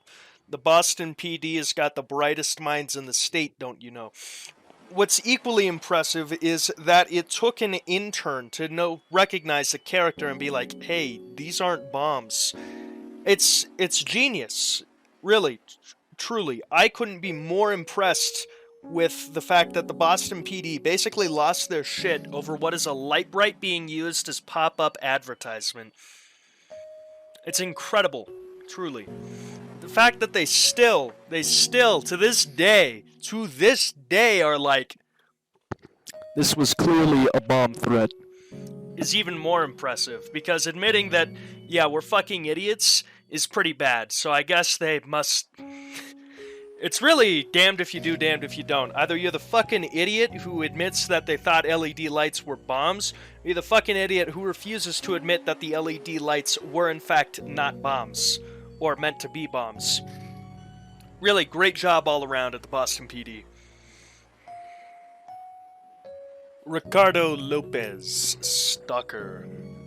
This poor guy was doomed from the start. Oh boy, it was over for him before it even began. Ricardo Lopez, born January 14th, 1975, and died September 12th, 1996, also known as the Bjork Stalker, was a Uruguayan-American pest exterminator who attempted to murder the Icelandic musician Bjork in 1996. So we do have the early life where Ricardo Lopez was born in Uruguay on January 14th, 1975 to a middle-class family who then immediately left Uruguay and went to Lawrenceville, Georgia. He did have a good relationship with his family, and he was described as easygoing but introverted. He had a few male friends, but was a little bit of an incel, never made female friends or had a girlfriend because he had feelings of inadequacy and social awkwardness around women. Lopez also had Klinefelter syndrome, whatever the fuck that is. Here, let's hover over that and see what's going on. Klinefelter syndrome, also known as 47XXY, is oh, that's cool. So he had 2 X's and 1 Y. Isn't that cool? Now, with aspirations to become a famous artist, Lopez dropped out of high school, and I'm going to go ahead and give you a little bit of a rant here. Do not do this. Do not do this. I am someone who is not going to secondary education and instead putting all of my dice, my whole fucking balls and bussy, into the success of this YouTube channel, because I determined that at 17, I was not going to dedicate myself to a life I would be unhappy living. However, there is this sort of idea amongst young artists that you can just drop out and be good. I want to be an author, a YouTuber, and a musician, and many, many, many, many more things. I want to spend my life creating, and a lot of people do too. But please, do not drop out of high school.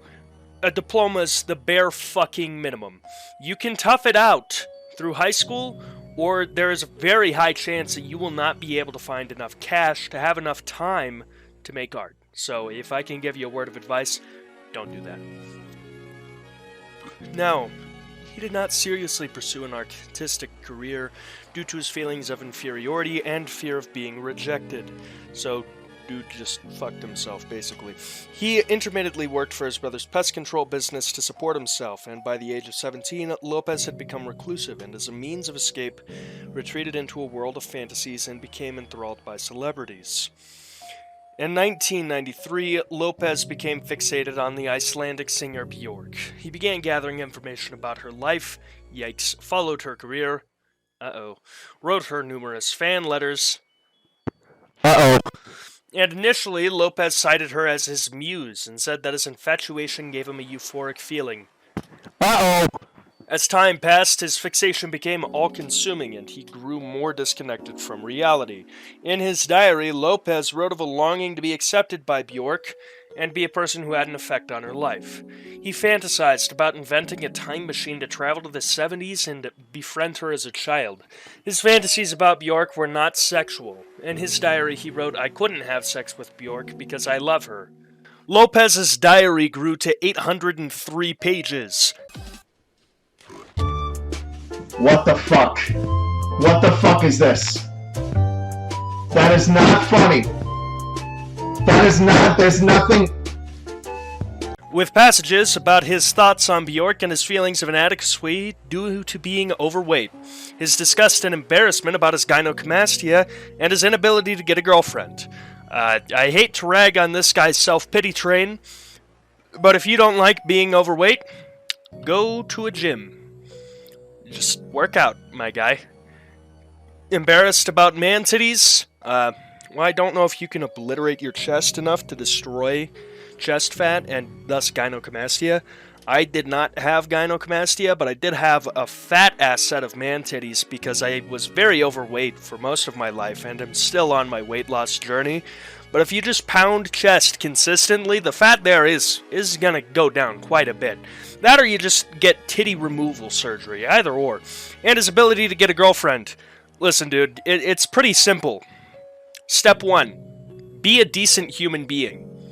Step 2, don't come off as a fucking weirdo. A little bit hard.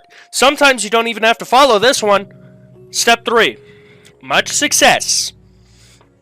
He also complained about his menial job as an exterminator that earned little money.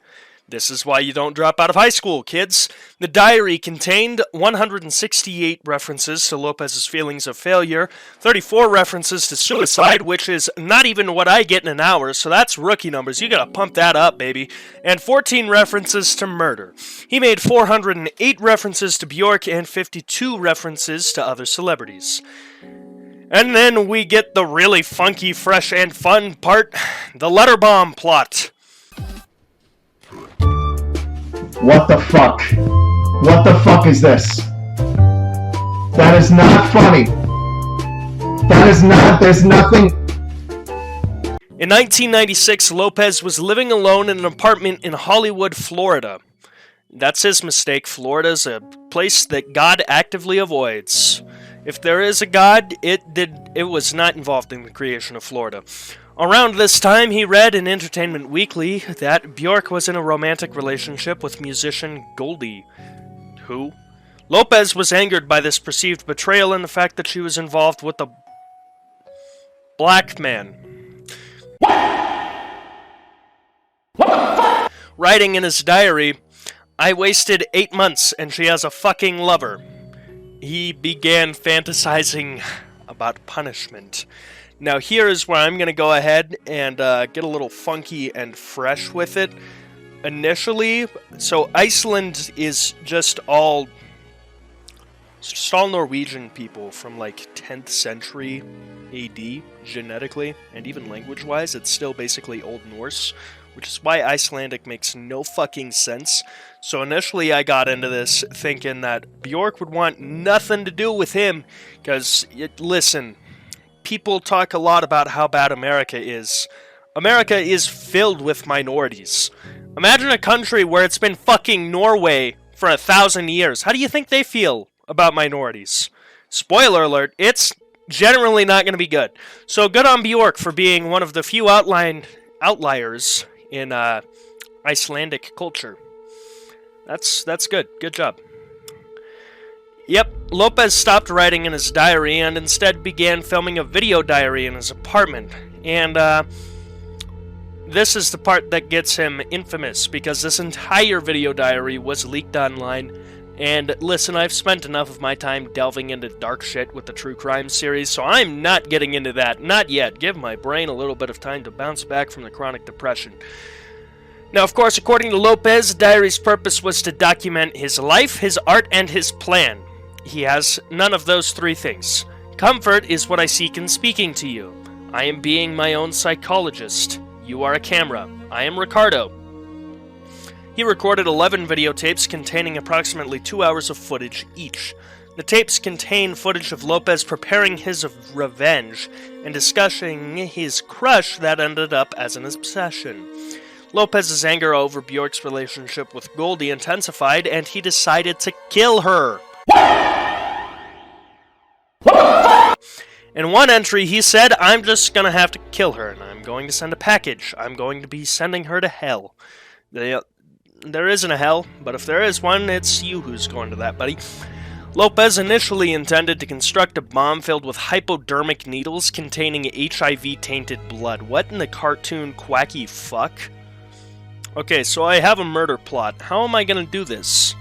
Regular bomb. Gunshot. No, how about some AIDS? This, of course, satisfied his desire to have a lasting effect on Bjork's life, but he quickly realized that this isn't fucking Looney Tunes. You can't build shit like that. Lopez instead began constructing a letter bomb using sulfuric acid in a hollowed-out book, which he planned to have sent to Bjork's home in London, England. The device was designed to explode or kill or disfigure Bjork as she opened the book. He would commit suicide after mailing the bomb, hoping that he and Bjork would be united in heaven, because, yeah, she is totally gonna want something to do with you after you killed her, bozo. On the morning of September 12th, 1996, Lopez began filming his final entry of his video diary. The final tape, titled Last Day, Ricardo Lopez, begins with Lopez preparing to go to the post office to mail the letter bomb. He said that he was very, very nervous, but that he would kill himself rather than being arrested if he aroused suspicion. After returning from the post office, he resumed filming. As Bjork's music plays in the background, a naked Lopez shaves his head and paints his face red and green. He examines himself in a mirror and explains that he is a little nervous now. He then states, "I'm definitely not drunk, I am not depressed, I know exactly what I'm doing." The gun is cocked back. It's ready to roll. As Bjork's song I Remember You finishes playing, Lopez shouts, "This is for you," and shoots himself in the mouth with the revolver. He groans and his body falls out of view, and at this point the camera stopped filming. A hand-painted sign bearing the handwritten words, "The Best of Me, September 12th, hung on a wall behind him. Police theorized that Lopez intended to cover the sign with his blood and brain matter from the gunshot. His body would not be discovered until September 16th, when a foul odor and blood was noticed leaking from Lopez's apartment. The Hollywood PD entered and discovered Lopez's decomposing corpse. Written on a wall was a message, "The 8mm tapes are documentation of a crime, terrorist matter, they are for the FBI." The Broward County Sheriff's Office evacuated the building while a bomb squad searched for further explosives and found none. After viewing Lopez's final tape, police contacted Scotland Yard to warn that the potentially explosive package was en route to Bjork's residence in London. The package had yet to be delivered. The Metropolitan Police intercepted it from a South London post office and it was safely detonated. There had been little danger of Bjork receiving the bomb as her mail was vetted through her management's office, and unbeknownst to Lopez, Bjork and Goldie had ended their relationship just a few days before he killed himself. The aftermath of this mostly focuses on Bjork. Clearly she's fucking distressed by the situation. She said very clearly that this was terrible, very sad, and people shouldn't take her too literally and get involved in her personal life. She did send a card and flowers to Lopez's family, which is good. That's very sweet. And she left for Spain, where she recorded the remainder of her third album, away from media attention. She also hired security for her son, who was escorted to school with a minder. A year after Lopez's death, Bjork did further discuss the incident in an interview, saying that she couldn't sleep for a week, and she'd be lying if she said it didn't scare the fuck out of me. Yeah, that's pretty light for having a fucking bomb mailed to you. Now, clearly this is very tragic, but I think this is also a sort of self-created hell. Mindset is a huge role in what it means to struggle with mental health, and it's very clear that Ricardo Lopez did struggle with mental health. I don't like to say that I can relate to Ricardo Lopez, but as a creative person from a family with a history of addictive personalities, I myself do have an addictive personality, and I can understand how a simple liking of something can devolve into a full-blown obsession. It's not healthy. Don't let that happen to yourself. Understand yourself and understand that there are limits, and understand that there's a point in time where you need to stop. But also understand that when it comes to feelings of inadequacy and poor self-worth, your self-worth is whatever you define it as. If you don't like who you are, get up and change it. There's no reason to stay down and feel sorry for yourself. You'll never get anywhere if you stay still. It's just about moving forward day after day. It is really sad to hear about cases like this, because I can preach about these things all I want to strangers on the internet. I can tell any number of you what I feel is the right way to get up and move forward when you're struggling with yourself and struggling with obsession and addiction. But I couldn't tell it to the person who mattered, Ricardo Lopez. So, as much as I may think that you were a stubborn idiot who may have created his own hell, I think that you did not intentionally do so, and that it is extremely tragic how this story went down. So, rest in peace, Ricardo Lopez. But also keep in mind that what this guy did was incredibly fucked up. It does not matter how mentally ill you are, that does not justify doing bad things. What's right is right and what's wrong is wrong. Now, let's get on to the less depressing entries. Up next, we do have one that is nice and wholesome and cute and lighthearted, so we can step away from the kind of agony that was the last entry. This is the Whiskey War. The Whiskey War, also known as a liquor war, is a pseudo-confrontation and border conflict between Denmark and Canada over Hans Island. Since the 1930s, Hans Island has been in the middle of a disagreement between the two nations on border. I definitely know how to sentence, certainly. Now, for some background, Hans Island is in the middle of the Kennedy Channel between Greenland and Ellesmere Island. A theoretical line in the middle of the strait goes through the island, and Canada and Denmark could not come to terms on Hans Island in 1973 when a border treaty was signed, leaving a gap in its border description. This wouldn't end well. This wouldn't end poorly, I mean. Jesus Christ, I cannot speak. In 1984, Literally 1984. Canada provoked Denmark by planting its flag on the island and leaving a bottle of Canadian whiskey. The Danish Minister of Greenland Affairs came to the island himself that same year with the Danish flag, a bottle of schnapps, and a letter stating, "Welcome to the Danish island. Velkommen til de danske øer." I hope I didn't butcher that. Now, both countries agreed on a process in 2005 to resolve the issue, but we will go ahead and read the timeline just to show that maybe it's not what's happening. So, it starts in 1980 to 1993 when Canadian firm Dome Petroleum did research on and around the island. In 1984, Literally 1984. Tom Hoyum, Danish Minister for Greenland, chartered a helicopter to the island, placing a flag and bottle there. 1988, the Danish Arctic Ocean Patrol cutter HDMS Tulugak arrived at the island, built a cairn, and placed a flagpole and the Danish flag on the island. 1995, the Danish liaison officer and geodesists flew in and placed another flagpole and flag. Late August 1997, the Danish Arctic Ocean Patrol cutter HDMS Agpa tried to reach the island but was forced to turn around 241 kilometers, 150 miles for burger units people from the island owing to extreme ice.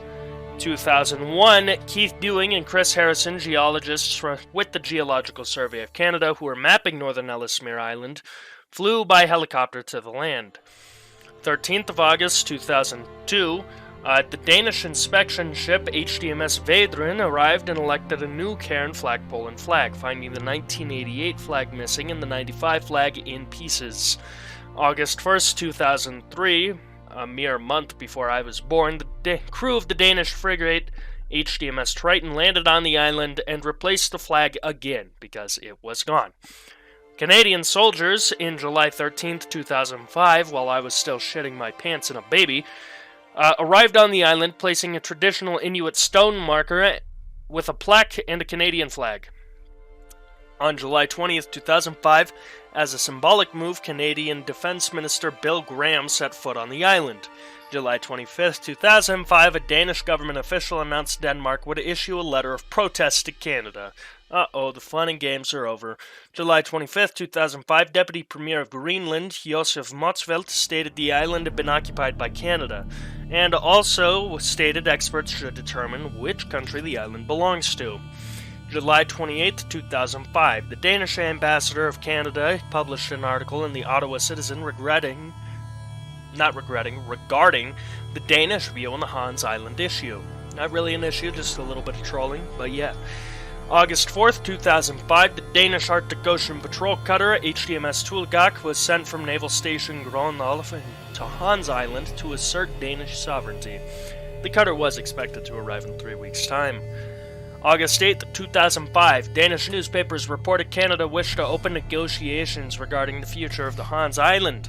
The news was welcomed by Danish Prime Minister Anders Fogh Rasmussen, who stated, "It is time to stop the flag war. It has no place in a modern international world.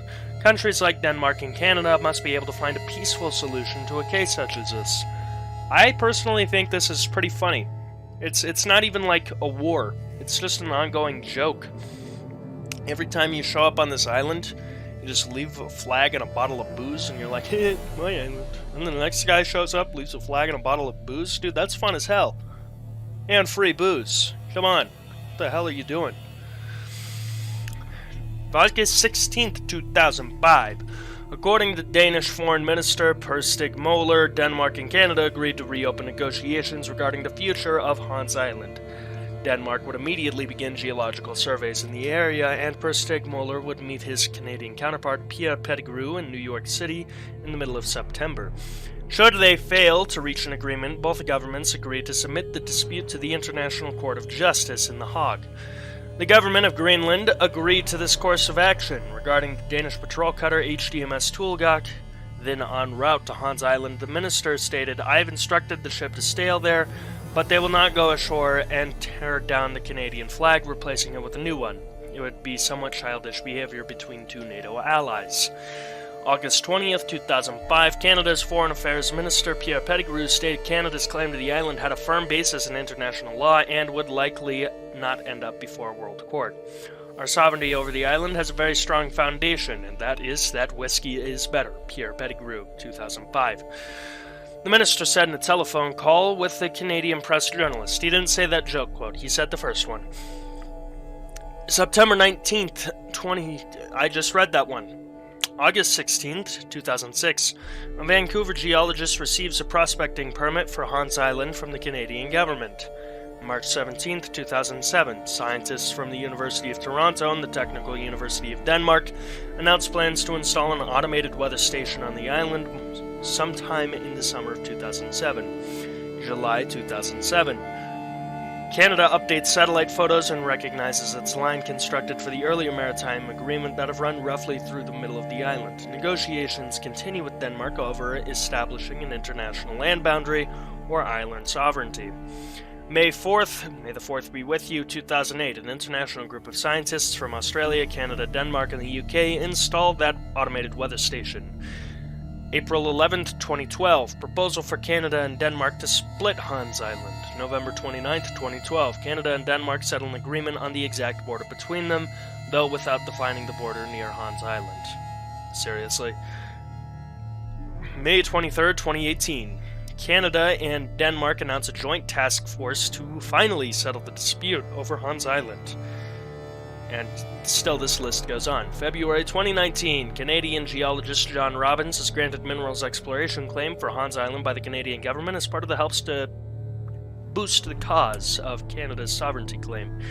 September 12, 2019, the government of Greenland decided to approve a temporary closure of Hans Island for the application of mineral exploration permits. The approval was based on an agreement between Canada and Denmark. The Canadian geologist John Robbins therefore also had his claim suspended by the Canadian government.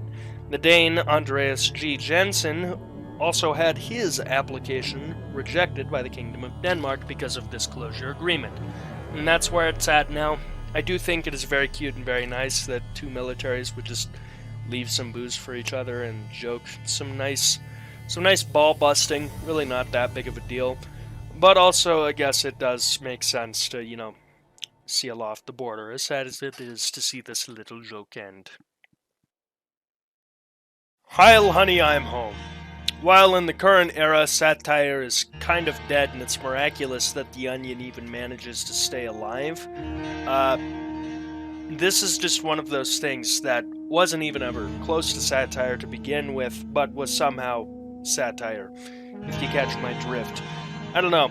I've heard it put that some people should just not do satire because they do not quite understand the finesse that goes into it, and I think that is a fair point. If I say man with the shotgun gives rich people money because they need it, that clearly doesn't make any sense. Guy with shotgun normally take money from rich people. Why he give money rich people? But if I say a U.S. politician gives rich people money, it just makes sense. I can't really spin that one as satire. Heil, honey, I'm home is a good example of that. And yes, you're hearing that name right. Heil, honey, I'm home. You're never going to believe what it's about. It's a British sitcom written by Geoff Atkinson and produced in 1990. It was canceled after just one episode, and it centers on Adolf Hitler and Eva Braun. What the fuck? Now, they live next door to a Jewish couple. Historically speaking, this isn't going to end well. It does not end well. These are Arnie and Rosa Goldstein. Now, funnily enough, the first time I read this, I thought it was Amy and Rosa Goldstein, and I was like, woo! Yeah, baby! Lesbians in 1990! But no.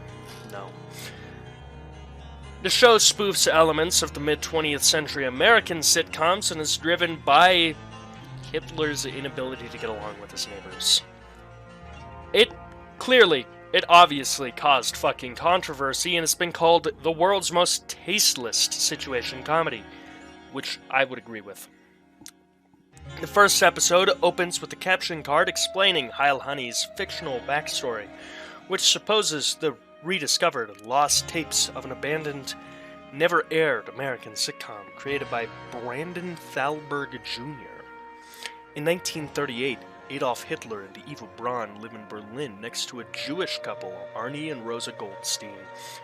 Hitler and Braun have little in common with their historical counterparts, acting less like the methamphetamine-addicted fucking deranged lunatics they were, and more like a loving sitcom husband and wife.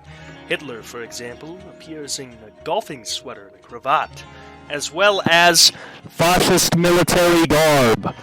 The Goldsteins are similarly hackneyed characters, with Arnie making frequent disparaging comments about his mother-in-law, and mockingly performing a Roman salute at one point.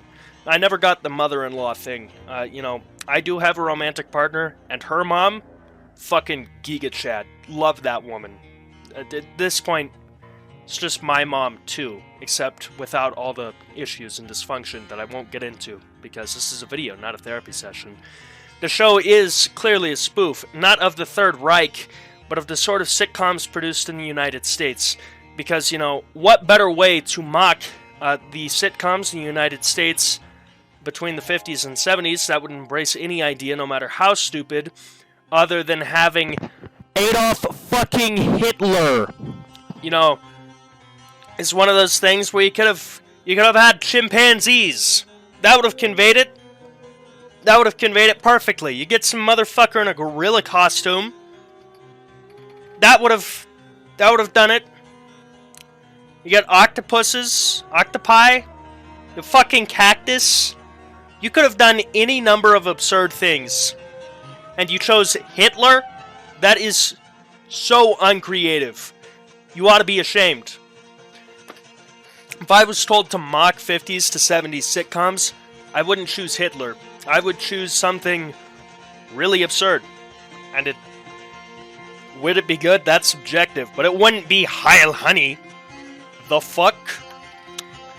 Now, of course, in the spirit of mocking sitcoms, while also being a sitcom that really deserves to be mocked, the plot and dialogue are deliberately vapid and corny, and the characters are applauded whenever they arrive on set. It is patterned after I Love Lucy, and the actors have New York accents, because Hitler was just our favorite New Yorker. The plot of the first episode, the only one to have ever aired, centers on British Prime Minister Neville Chamberlain coming to the Hitler house. Not wanting the Goldsteins to interrupt his visit, Hitler instructs Braun to keep the news from Rosa, which he fails to do. Rosa duly invites herself over with the hopes of matching Chamberlain with her dull niece, Ruth. The fuck were they... what? I don't understand that. Oh, hey neighbor, you got any plans today? Oh yeah, we just have a friend over. That's great. Would he like to fuck my niece? How is that a thought process? That's just weak writing. Now, obviously, this does not really work out. Hitler gets the Goldsteins drunk in an attempt to make them leave before Chamberlain arrives, but they stay, and Arnie and Eva end up leading the visiting Prime Minister on a conga line around the living room, while Hitler, mischievous Hitler, hides the Peace for Our Time agreement in the icebox. That's right. He's not signing for peace. Uh-oh. Poland, you'd better watch out. Although only the pilot was ever screened, 11 episodes were planned and 8 were recorded, which involved the story arc... oh boy. Involving Hitler's secretive attempts to kill the Goldsteins. What the fuck? What the fuck is this?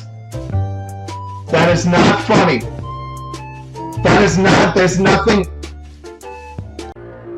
Unlike the pilot episode, the other episodes had animated opening titles similar in the nature to those of Bewitched.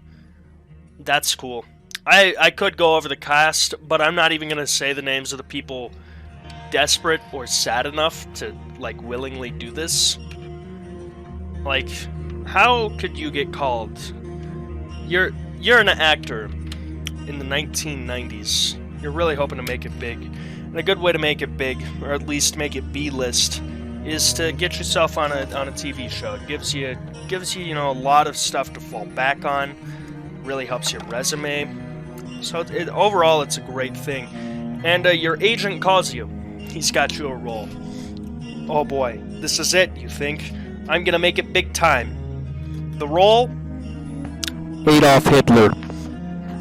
You think to yourself, well, I can work with this. Right? I mean, I can play a great villain. I'm a great actor. I deserve to make it, because I'm good. And, nope, not a villain. Not a documentary. It's a fucking sitcom. I personally would, I'd probably fire an agent if they recommended that to me. I'd tell them to get the hell out of my sight. Do not speak to me again. So I don't understand how they even got someone to play Hitler.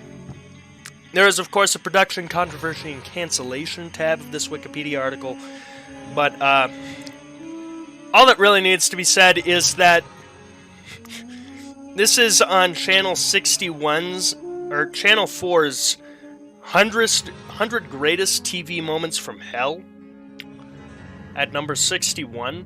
I'm impressed it's that low, but yeah. Atkinson maintains that the aim of the show was not to shock, which sounds like bullshit to me, but to examine the appeasement surrounding Hitler in 1938. He does concede that the satire of this appeasement did not translate as well as he intended.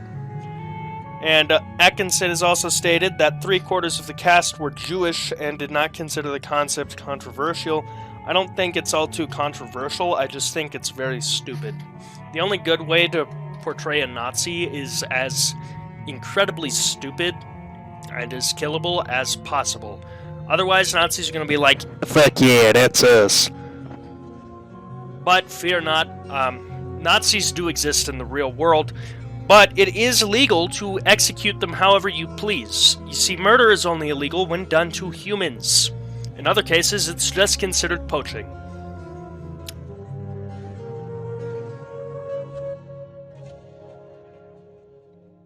Polar bear jail. That's right, naughty polar bears are sent to Fucking prison. How do you feel about that? I think it's a good thing. I think we had to lock more of the sons of bitches up.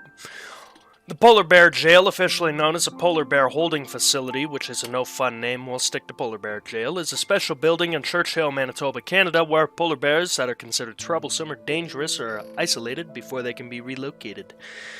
This building does have a history. Before establishing the facility, polar bears, which were considered dangerous, were fucking shot. America. That's a very American thing from Canada. The holding facility was first established in 1982, but according to other sources, in 1983 after a person was mauled by a bear on the street. In the building officially named House D20, a former military morgue, the facility is a subject of the poem Churchill Bear Jail by Salish Chief Victor A. Charlo. Initially, the facility had 20 cells which could hold 16 single bears and 4 family groups. The bears could be held from 2 to 30 days. If a bear had been captured recently or repeatedly, the term may have been extended. The premise is that the extended captivity would create a sense of danger for the bears so that they will be reluctant to approach a town. The bears are not fed during the captivity, since the bear's natural cycle involves long periods of fasting. Their bodies are adapted to going without for extended times. Dangerous bears are tranquilized when captured and marked with a bright pink paint in the neck. Closer to the winter, when the ice in the Hudson Bay is set, the bears are released. They are tranquilized again and transported by helicopter far from the town. In 2014, the jail was extended to 28 cells, and the inhabitants of Churchill still have to be careful outside, as the outskirts of the city are said to be visited by about 1,000 polar bears in the summer. Don't worry, with climate change, there will only be 1,000 polar bears left.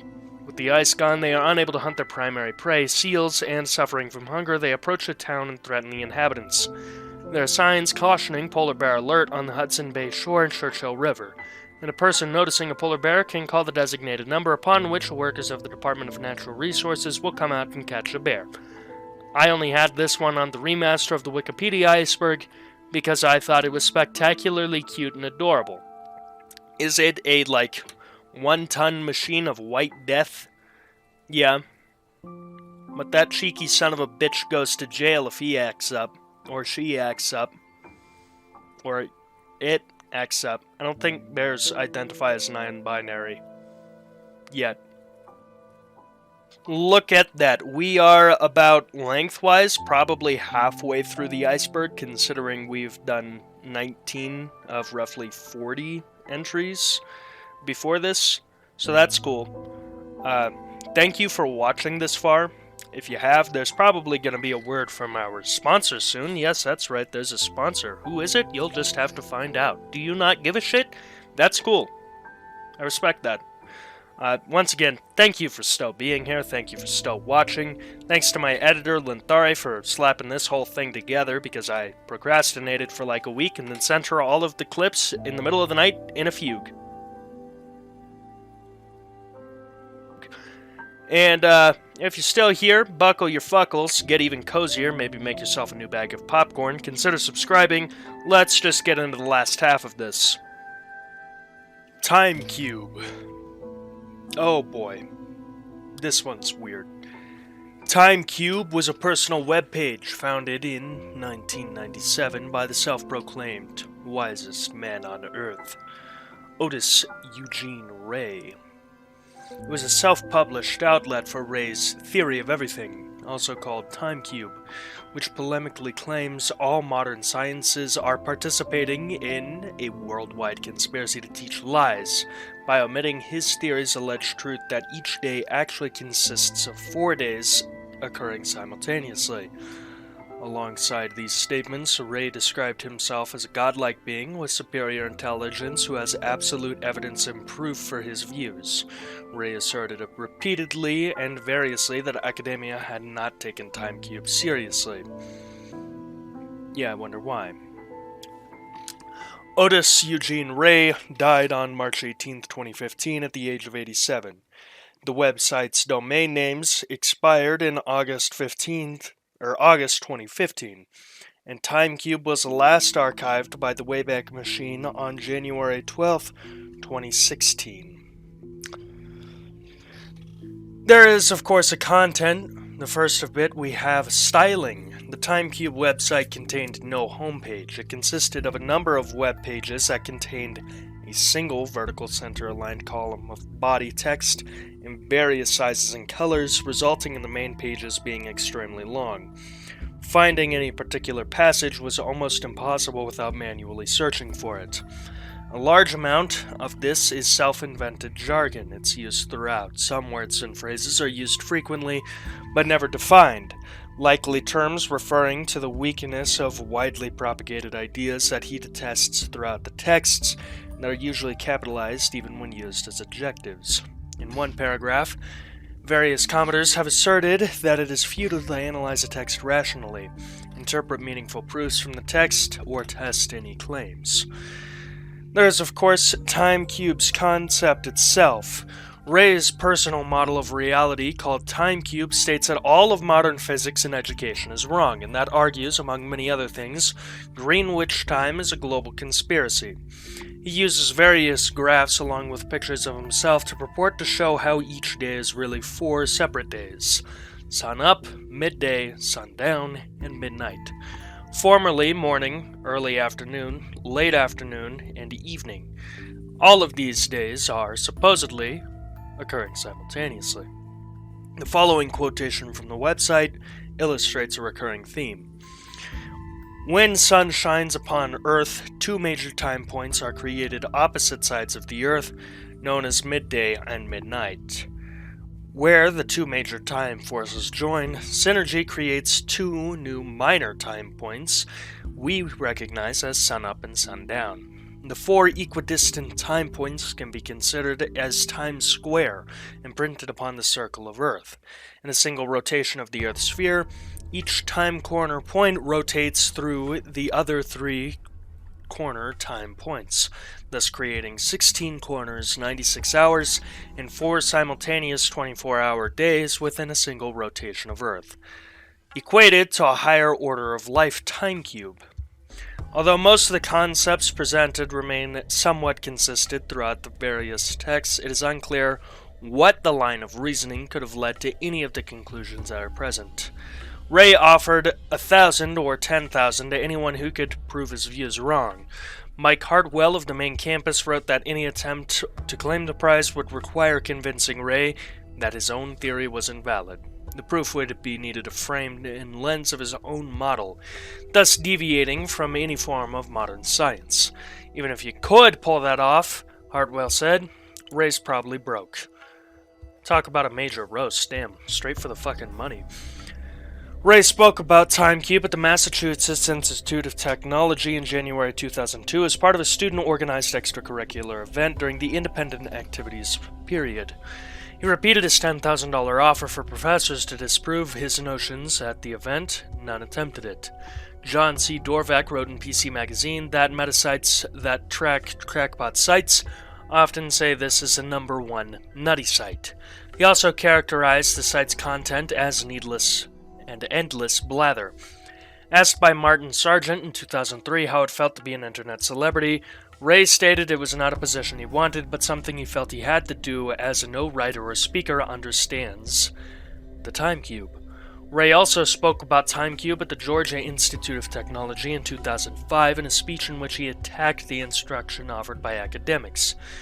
In May 2018, a video recording of the GT lecture was made available on the video sharing site YouTube, the one you're watching on this video right now. It is still available as of January 23rd, 2022, but I don't know if it is still up. A 2004 editorial in the main campus student newspaper remarked upon what it called the site's subtle little racist ideologies. I wonder why an 80-year-old man would have been racist. That's a great question. Which culminate in Ray describing racial integration as destroying of all the races. That's a good thing. Let's just keep fucking each other till we're all the same shade. In 2005, Brett Hanover made Above God, also the name of one of Ray's websites, which criticized the idea that God exists. This film is a short documentary about Ray and Time Cube, which won awards for Best Documentary at the Indie Memphis Film Festival and the Atlanta Underground Film Festival. There is, of course, Cultural Impact, which is a pirate metal song about Time Cube, and a skin for the Infinite Onslaught update released for Killing Floor 2, which I have no clue what that is. Either way, it's definitely very interesting. Oh yeah, also the video game Caves of Cud features an item based on the Time Cube, which is described as a cube with only 4 corners that briefly stops time when activated, and grants a player the cubic and wisest human achievement in reference to Eugene. Looking through the website itself is an absolute trip. Genuinely, it's really fucking weird to see. It is also really sad to see that Otis Eugene Ray seems to cling to this idea so hard, or at least he did before he died. It's very common for people to become obsessed and then lose track of reality, and then instead of, rebasing themselves in reality, attack reality itself for not justifying their worldview. This is exactly what Otis Eugene Ray did. Now, I don't mean to say this man was an idiot, but he definitely was not bright. It is an interesting idea, it's just that there's no backing behind it, and you'd still have to use classical physics to prove it. Otherwise, you'd have to come with a neo-physics to disprove classical physics and prove your interpretation of how time works, which would be nearly impossible for one man to do. Of course, a psychiatrist examining his behavior did diagnose him with schizophrenia, and while there is a lot of misinterpretation and misinformation about schizophrenics out there, I can see this as part of the manic breaks from reality that schizophrenics are prone to experience if they are not treated. It would definitely make sense for the impossible-to-follow train of thought, the overly jargonated text found on the website itself, and the general god complex this man had. Anyway, it is sort of sad that he died believing that he was right and that everyone else was wrong, but at least he had that to cling to as he left this earth, right? Man of the Hole. This one is just downright tragic, straight up depressing. Really, this one is rough. Man of the Hole, also known as the Indian of the Hole, Portuguese, Indio do Buraco, is a man indigenous to Brazil who lives alone in the Amazon rainforest. He is believed to be the last surviving member of his tribe. It is unknown what language he speaks or what his tribe was called. The term Man of the Hole is a nickname used by officials and the media. His real name is unknown. The Man of the Hole's nickname derives from the deep hole found in each home that he has abandoned. It is originally believed that these holes were used to trap animals or for him to hide in, but some observers have speculated they might have been of spiritual significance to his old tribe. The holes are narrow and over 6 feet deep. He has also been referred to as the indigenous man in the hole, the man in the hole, the last of his tribe, the loneliest man on earth, and the lone survivor. In the biography tab, well, we have a brief little biography, which I will now read. Other people first became aware of the Man in the Hole's isolated existence in 1996. The rest of his tribe was probably killed in a number of clashes with the ranchers and loggers in the 80s and 90s, with one expert explaining he should not be seen as a recluse hiding from society. The man is a survivor of genocide. He didn't choose to live alone. In 2007, the Brazilian government's Fundação Nacional de Índio, FUNAI, declared a 31 square mile area around him off limits to trespassing and development. His territory was later expanded by 11.5 square miles. Brazil's constitution, ratified in 1988, had already granted indigenous people rights to the lands they had traditionally inhabited. Since the reserve's establishment, FUNAI has monitored him and tried to prevent intrusions into the area. Despite this, the Man of the Hole was attacked by gunmen in 2009, but he managed to survive. Though he has avoided further direct contact with others, the Man of the Hole is aware that he is monitored by outsiders. FUNAI has occasionally left gifts of tools and seeds for him, and thus engendered a certain level of trust. He sometimes signals to observing teams to avoid pitfalls he dug either as defense or to trap animals. In 2018, FUNAI released a new video of him in order to raise global awareness of the threats to the uncontacted peoples in Brazil. In the video, the man, now believed to be in his 50s, appeared in good health. It is truly depressing as all hell. Everyone this man ever knew that was ever important to him was slaughtered by people so far ahead of him technologically, it was not even fair. So truly, my heart goes out to this guy, because that must be a very sad existence. Cargo cult. If you lock pigeons in a box where it's completely dark, and you give them food every now and again, the pigeons will start to be superstitious. They'll start to believe they can summon the food by doing certain things. They will, in a sense, create a pigeon religion based around getting this food. They believe that what they do is causing you to put the food in, when in reality, you're throwing the food into the box at a random time of the day so they don't die. The cargo cult is real-life pigeon religion. Cargo cults are marked by a number of common characteristics, including a myth dream that is a synthesis of indigenous and foreign elements, the expectation of help from the ancestors, charismatic leaders, and lastly, belief in the appearance of an abundance of goods. Indigenous societies of Melanesia were typically characterized by a big man political system in which individuals gained prestige through gift exchanges. The more wealth a man could distribute, the more people who were in his debt, and the greater his renown. Those who were unable to reciprocate were identified as rubbish men, faced through colonialism with foreigners with a seemingly unending supply of goods for exchange. Indigenous Melanesians experienced value dominance. That is, they were dominated by others in terms of their own, not the foreign value system, and exchange with the foreigners left them feeling like rubbish men. Since the modern manufacturing process is unknown to them, members, leaders, and prophets of the cults maintain that the manufactured goods of the non-native culture have been created by spiritual means, such as through their deities and ancestors.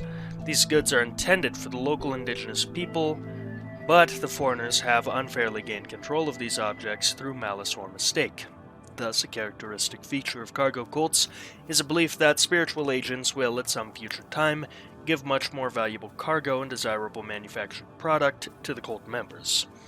Symbols associated with Christianity and modern Western society tend to be incorporated into their rituals. For example, the use of cross-shaped grave markers.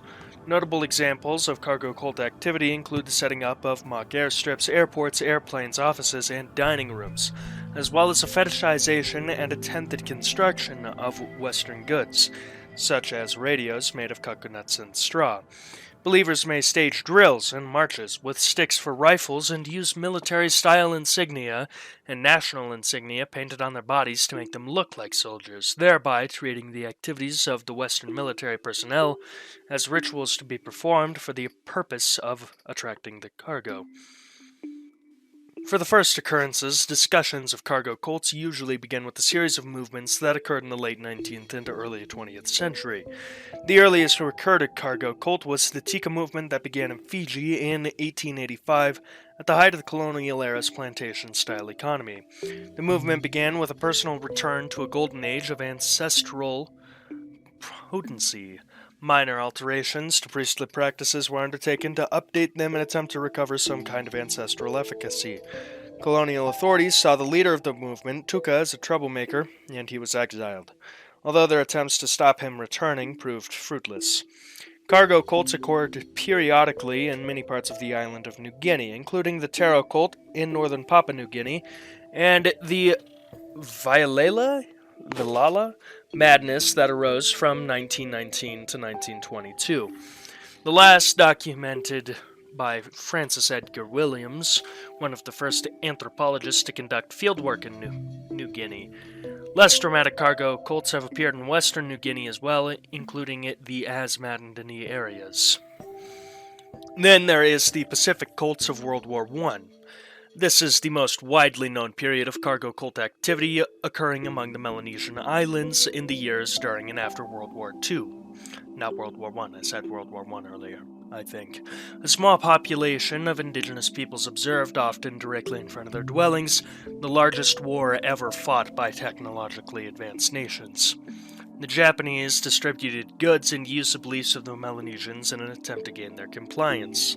Later, Allied forces would land on the islands. The vast amounts of military equipment and supplies that both sides airdropped or airlifted to airstrips to troops on these islands meant drastic changes to the lifestyle of the islanders, many of whom had never even seen outsiders before. Manufactured clothing, clothes, I just said clothes, medicine, canned food, tents, weapons, and other goods arriving in vast quantities for soldiers, who often shared some of it with the islanders, who were their guides and hosts. This is true of the Japanese army as well, at least initially before relations deteriorated in most regions. The John Frum cult, one of the most widely reported and longest lived, formed on the island of Tanna Vanuatu. This movement started before the war and became a cargo cult afterwards. Cult members worshipped certain unspecified Americans having the name John Frum or Tom Navy, who they claimed had brought cargo to their island during World War II, and whom they identified as being a spiritual entity who would provide them cargo in the future. That's a bit weird.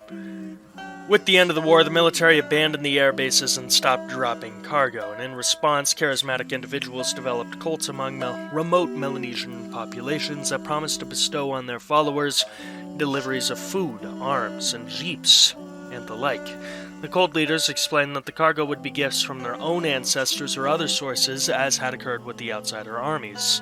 In attempts to get cargo to fall by parachute or land in planes or ships again, islanders imitated the same practices they'd seen the military use.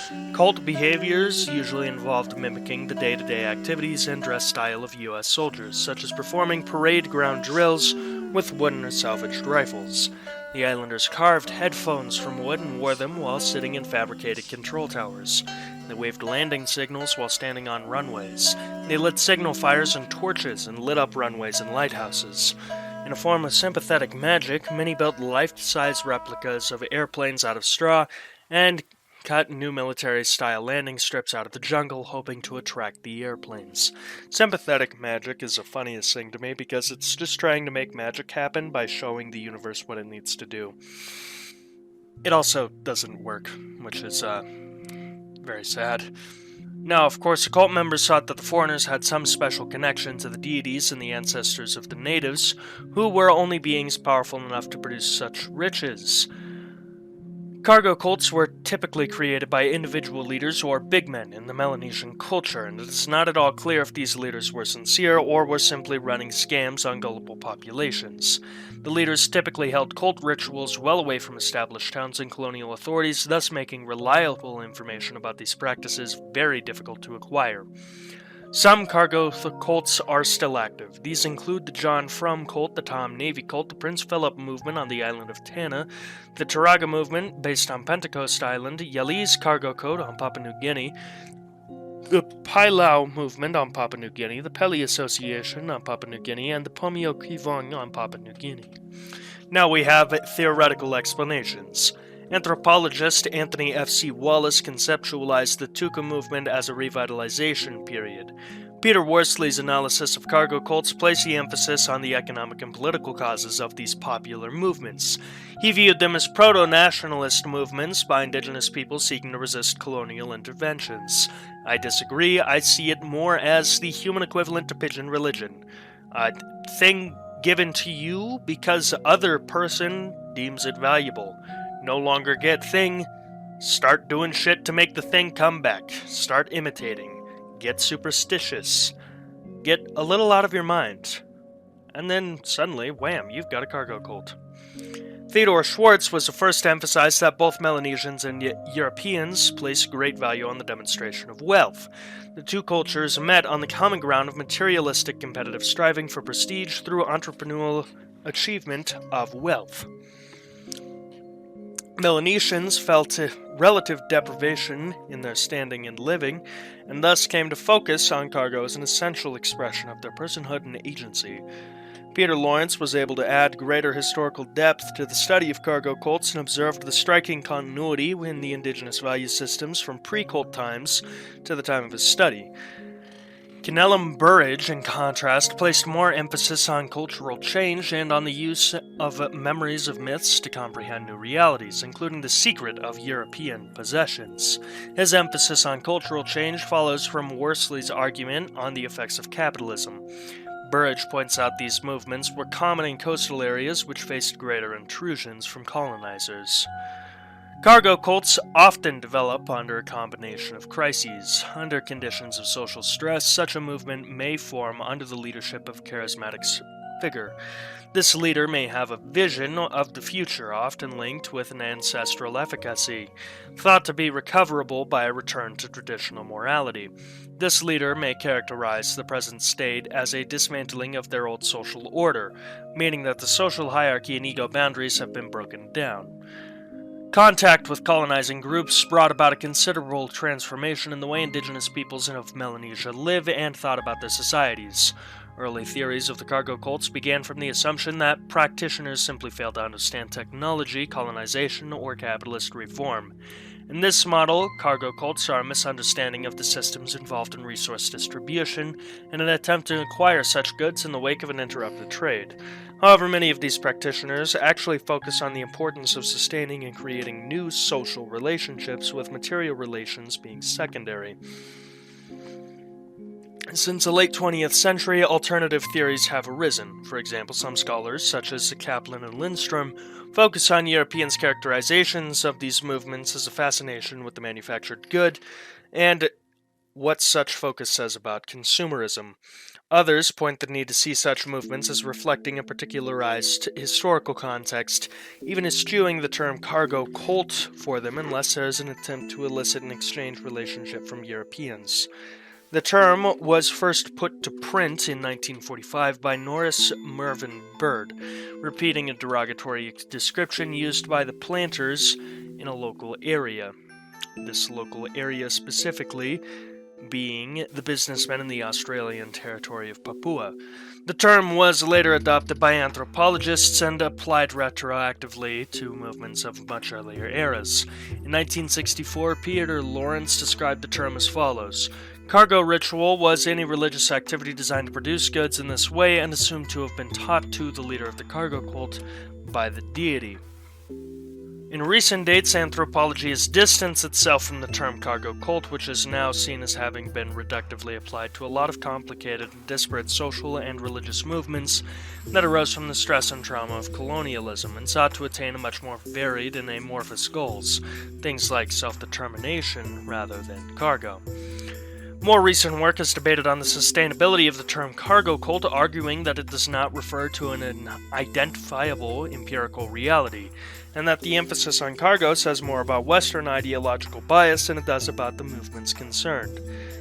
Nancy McDowell argues that the focus on the cargo cult isolates the phenomena from the wider social and cultural field, such as politics and economics, that gives it meaning. She states that people experience change as a dramatic and complete rather than as gradual and evolutionary. This sense of dramatic break is expressed through cargo cult ideology. Larmont Lindstrom takes this analysis one step further through his examination of cargoism, the discourse of the West about cargo cults. His analysis is concerned with the Western fascination with the phenomena in both academic and popular writing. In his opinion, the name cargo cult is deeply problematic because it has pejorative connotation and backwardsness, since it implies a goal, cargo, obtained through the wrong means, cult. The actual goal is not so much obtaining the material goods as creating and renewing social relationships under threat. Martha Kaplan thus argues in favor of erasing the term altogether. Overall, I think funny that people make plain. John Titor. John Titor is a pseudonym used on several bulletin boards during 2000 and 2001 by a poster, claiming to be an American military time traveler from 2036. Titor made numerous vague and specific predictions regarding calamitous events in 2004 and beyond, including a nuclear war. Inconsistencies in his explanations, the uniform inaccuracy of his predictions, and a private investigator's findings have all led to the general impression that the entire episode was an elaborate hoax. So let's get into Titor's posts. The first posts using John Titor's military symbol appeared in the Time Travel Institute forums on November 2nd, 2000, under the name Time_Travel_0. At that time, John Titor was not being used as a name. The posts discussed time travel in general, the first one being the 6 parts description of what a time machine would need to have to work, see below, and responses to questions about how such a machine could work. Early messages tended to be short. A second thread was also made due to shortcomings in the forum software at the time, because, this is 2000, the internet's still a little baby bitch boy. The name John Titor was not introduced until January 2001, when Time_Travel_0 began posting the Art Bell BBS forums, which required a name or pseudonym for every account. The Titor posts would end in late March of the same year. Around 2003, various websites picked up on and reproduced Titor's posts, rearranging them into narratives. Not all refer to the original dates posted. In his online postings, Titor claimed to be an American soldier from 2036, based in Tampa, Florida. This is presuming that Florida survives until 2036, which, if I have anything to say, it will not. He was assigned to a governmental time travel project and sent back to 1975 to retrieve an IBM 5100 computer, which he said was needed to debug various legacy computer programs in 2036, a possible reference to the Unix year 2038 problem, which I have no clue what that is, so let's go ahead and read the quick blurb. Unix is a family of multitasking, multi-user computer operating systems that derive from the original AT&T Unix, whose development started in 1969. Funny sex number, nice. At the Bell Labs Research Center by Ken Thompson, Dennis Ritchie, and others. This does not tell me anything about the problem, but thank you, quick Wikipedia blurb. The IBM 5100 runs the APL and basic programming languages, so that's cool. Titor said he had been selected for this mission specifically, given that his paternal grandfather was directly involved with the assembly and programming of the 5100. In support of this, he described unpublicized features of the 5100, leading to assumptions that computer scientists were behind the postings. Theodore claimed to be on a stopover in the year 2000 for personal reasons, to collect pictures lost in the future Civil War, and to visit his family, of whom he spoke of often. Theodore also said he had been for a few months trying to alert anyone that would listen of the Creutzfeldt-Jakob disease spread through beef products, about the possibility of civil war within the United States, and when questioned about them by an online subscriber, Theodore also expressed an interest in mysteries such as UFOs, which he claimed remained unexplained at the time. Theodore suggested that UFOs and extraterrestrials might be travelers from much further into the future than his own time, with superior time machines. Theodore described his time machine on several occasions. In an early post, he described it as a stationary mass temporal displacement unit powered by two topspin dual positive singularities, which sounds like a bunch of buzzwords to me, producing a standard offset Tipler sinusoid. The early posts were more explicit, saying it contained the following: two magnetic housing units for dual microsingularities, an electron injection manifold to alter the mass of gravity of the microsingularities, a cooling and X-ray venting system, gravity sensors and variable gravity lock, 4 main cesium clocks, and 3 main computer unions. According to the posts, the device was installed in the rear of a 1966 Chevrolet Corvette convertible. Oh boy, I've seen that one before. The posts later mentioned a 1987 truck with four-wheel drive, too. Although invoking the many-worlds interpretation of quantum mechanics, whereby events from his timeline may differ from our own, Theodore also expressed assurance that the differences were minimal. As such, his descriptions has been interpreted as predictions and compared with historical events since 2001. The most immediate of Theodore's predictions were of an upcoming civil war in the United States having to do with order and rights, and he described it as beginning in 2005, with civil unrest surrounding the presidential election that year. This civil conflict he characterized as having a Waco-type event every month that steadily gets worse, would pretty much be at everyone's doorstep and erupt by 2008. The result of the war, the United States would split into 5 regions based on various factors and differing military objectives. This civil war, according to Theodore, would end in 2015 with a brief but intense World War III. Theodore refers to this exchange as N-Day. Washington, D.C. and Jacksonville, Florida are specifically mentioned as being hit. After the war, Omaha, Nebraska would be the new U.S. capital. Theodore was vague as to the exact motivations and causes for World War III, and at one point he characterizes the hostiles as being led by border clashes and overpopulations. He also pointed to the contemporary conflict between Arabs and Israel as not a cause, but rather a milestone that precedes a hypothetical World War III. Theodore claims that as a 13-year-old in 2011 he joined the Fighting Diamondbacks, a shotgun infantry unit in Florida, for at least 4 years. In other posts he describes himself as hiding from the war. Interesting. Which is it, Theodore?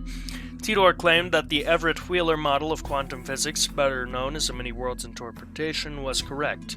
According to this, Theodore caused a new time stream to form because of his time travel.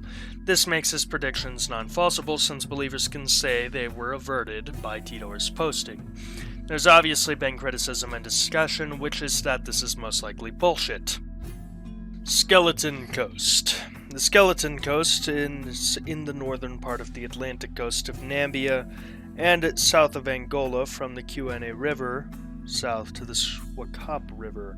Although the name is sometimes used to describe the entire Namib Desert coast, the Bushmen of the Namibian interior called this region specifically the land God made in anger, while Portuguese sailors once referred to it as the Gates of Hell. On the coast, the upwelling of the cold Benguela current gives rise to dense ocean fogs, called Cacimbo by the Angolans for much of the year. The winds blow from land to sea, rainfall rarely exceeds 10 millimeters, and annually the climate is highly inhospitable. There is a constant heavy surf on the beaches, and in the days before engine-powered ships and boats, it was possible to get ashore through the surf, but impossible to launch. The only way out was by going through a marsh hundreds of kilometers long, and was only accessible via a hot and arid desert. The coast is largely soft and occasionally interrupted by rocky outcrops. The southern section consists of gravel plains, while north of Terrace Bay the landscape is dominated by high sand dunes. Skeleton Bay is now known as a great location for surfing, and the Sally Jackal, a surf camp located in Swampicamund, Nambia, is currently the only group that runs guided surf trips along the Skeleton Coast. Really, this place is just super interesting to me because there's a lot of sunken boats, and the pictures are a whole vibe. Go ahead and just look at some of these. That's pretty awesome, isn't it? Yeah, I think that's pretty awesome. It's super cool to see that there's just a place where these wrecks kind of end up. Sort of end of worlds kind of place that's just hard to wrap your head around. I think that's very neat, very interesting, which is why it's here. And now for some very special words from today's sponsor. Do you know who pays my editor? Ooh, let me back that camera up. Who makes, like, all of these videos on this channel? That's right, today's sponsor, because today's sponsor is another pen. Me, this guy. Let me get my thumb in the camera. So, yeah. I took this little chunk of the segment to say that no, I'm not being paid, but you could change that by pressing that nice red button down there. Just fucking push it. It's free. You're still watching. I don't know where this is in the video. No clue, really. But it's probably pretty far. So if you're not subscribed and you're watching this, just subscribe. Just do it. Go ahead. It's free. I will make uncomfortably prolonged eye contact until you do. I'm staring into your soul right now. I'm fully aware of your sins. You better subscribe. It'd really suck if those dirty little secrets of yours got out. Anyway, thank you so much for watching. Back into the regular content. I'll see you later. Well, we're at level 5. Look at that. It's like 1:30 in the morning. Currently, I am so exhausted. This has taken multiple hours of recording. Yeehaw. Let's go ahead and finish off strong, baby. We've only got technically 4, but really only 3 more layers to go. When we say I don't think we realize that returning to Monkey will not let us escape from our problems, that many of the issues humanity face are from the fact that we have just advanced before we could evolve, and thus we are still basically monkeys ourselves. The Gambi-chimpanzee war is, unfortunately, a stark reminder of the similarities between us and our distant cousins, or rather, their similarity to us, if you will. The Gambi-chimpanzee war was a violent conflict between 2 communities of chimpanzees in Gambi Stream National Park in Tanzania between 1974 and 1978. The 2 groups were once unified as the Kasekela community. By 1974, researcher Jane Goodall had noticed the community splintering. And over a span of 8 months, a large party of chimpanzees separated themselves into the southern area of the Kasekela area and were named the Kahama community. The separatists consisted of Count Dooku, General Grievous, Palpatine, who was also on the other side, just fucking with you. The separatists consisted of 6 adult males, 3 adult females, and their young. The Kasekela was left with 8 adult males, 12 adult females, and their young. During the 4-year conflict, all males of the Kahama community were killed, effectively disbanding the community. The victorious Kasekela then expanded further into the territory, but were later repelled by another community of chimpanzees. For some background, prior to the 4-year war, before it became a national park, Gambi Stream National Park was known as the Gambi Stream Research Center. The park is located in the lower region of the Kakombe Valley and is known for its primate research opportunities, first taken advantage of by researcher Jane Goodall, who served as the director of the Gambi Stream Research Center. The site itself composed of steep slopes and open woodland, rising above stream valleys and lush with riverine forest. The chimpanzees roamed across these hills in territorial communities, which divided the chimpanzees into parties ranging from 1 to 40 members. The term Kesekela refers to one of 3 areas of research in the Central Valley, with the Kesekela in the north, the Kakombe and Kanye to the south, and evidence of territorialism was documented once Goodall followed chimpanzees in their feeding situations, noting their aggressive behavior. However, she did not foresee the upcoming conflict. After the succession of the Kesekela community, the newly formed Kahama were led by the brother duo Hugh and Charlie, with the other males being Dorde, D, Goliath, and the young Sniff. The Kesekela males consisted of Figan, Satan, Sherry, Everett, Rudolph, Jomio, and Humphrey. First blood was drawn by the Kesekela community on January 7, 1974, when a party of 6 Kesekela males consisting of Humphrey, Figan, Jomio, Sherry, Everett, and Rudolph ambushed the isolated Kahama male Dorde while he was feeding on a tree. This was the first time that any of the chimpanzees had been seen to deliberately kill a fellow male chimpanzee. After they had slain Dorde, the victorious chimpanzees celebrated boisterously, throwing and dragging branches with hoots and screams. After Dorde fell, D was taken out next, then Hugh. Later on came the elderly Goliath.